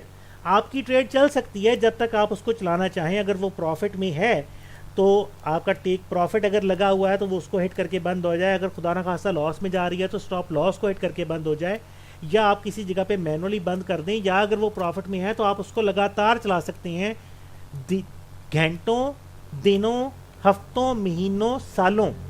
Company आपकी ट्रेड्स को बंद करने के लिए इंटरफेयर नहीं करती।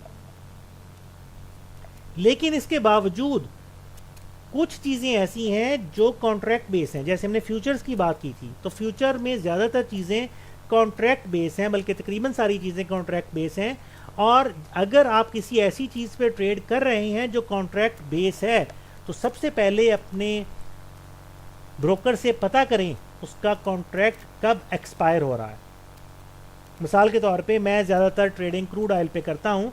क्रूड ऑयल 1 महीने के करंट कॉन्ट्रैक्ट पे जब चलता है तो जिस तारीख को क्रूड ऑयल का कॉन्ट्रैक्ट एक्सपायर होता है, अगर मैं उससे पहले अपनी ट्रेड बंद नहीं करता तो कॉन्ट्रैक्ट एक्सपायर होने पे ऑटोमेटिकली वो ट्रेड बंद हो जाएगी।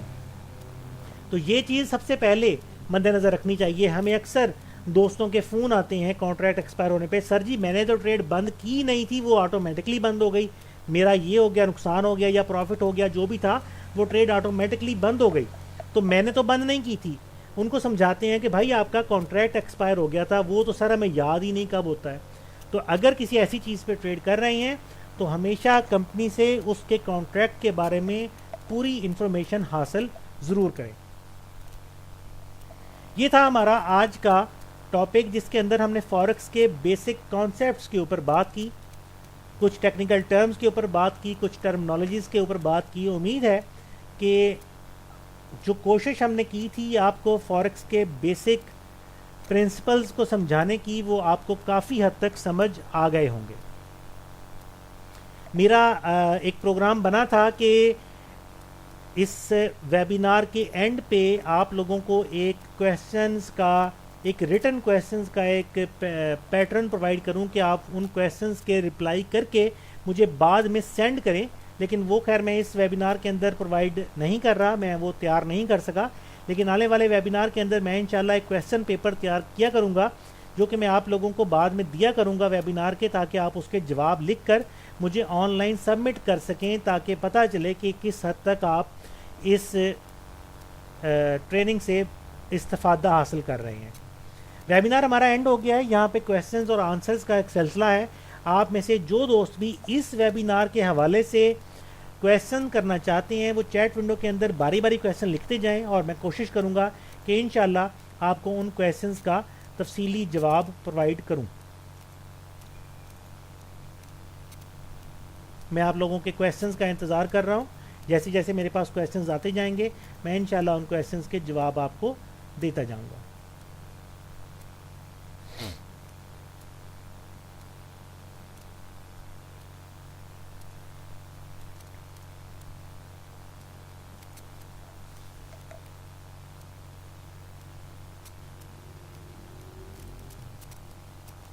हमारे एक दोस्त कह रहे हैं जी कि माइंड ना करें, इलियट वेव के ऊपर एक वेबिनार करें।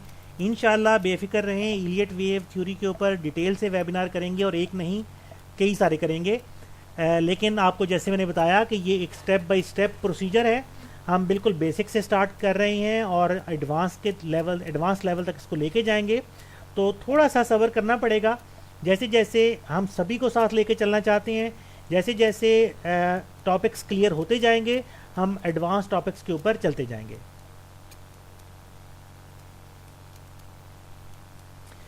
मार्जिन लेवल और फ्री मार्जिन की वजाहत कर दें।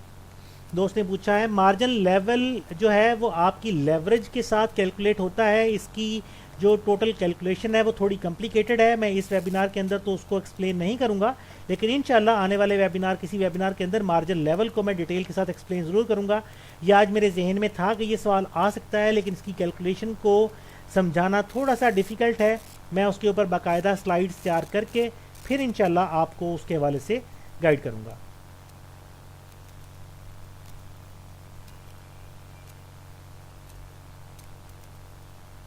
कुछ तारीफ़ी मैसेजेस आ रहे हैं, बहुत शुक्रिया। कोई क्वेश्चंस हैं तो ज़रूर करें ताकि हम इस वेबिनार को क्लोज़ कर सकें। आपके मैं क्वेश्चंस का इंतज़ार कर रहा हूँ।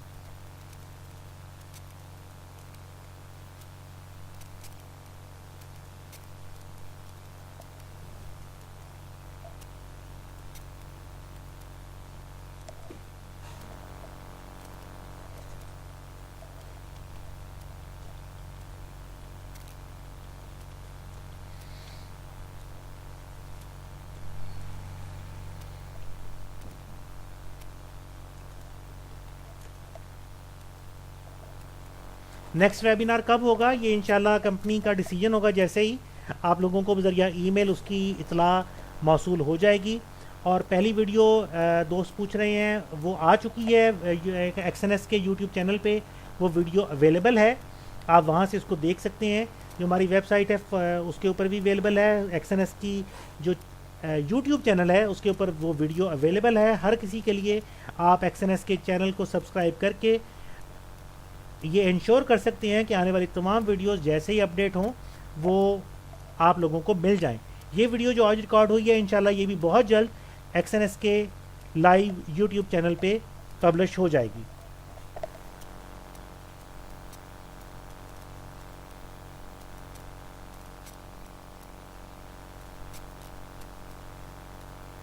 दोस्त कह रहे हैं कि सर इस बार मुझे मेल नहीं आई थी, लिंक नहीं आया था। मेरा ख्याल है कि इस चीज़ को नोटिस कर लिया होगा एडमिनिस्ट्रेशन ने, वो इसका इंशाल्लाह सलूशन आपको प्रोवाइड कर देंगे। मज़ीद क्वेश्चंस अब नहीं आ रहे तो इस वेबिनार को हम यहीं पे इख्तिताम पजीर करते हैं।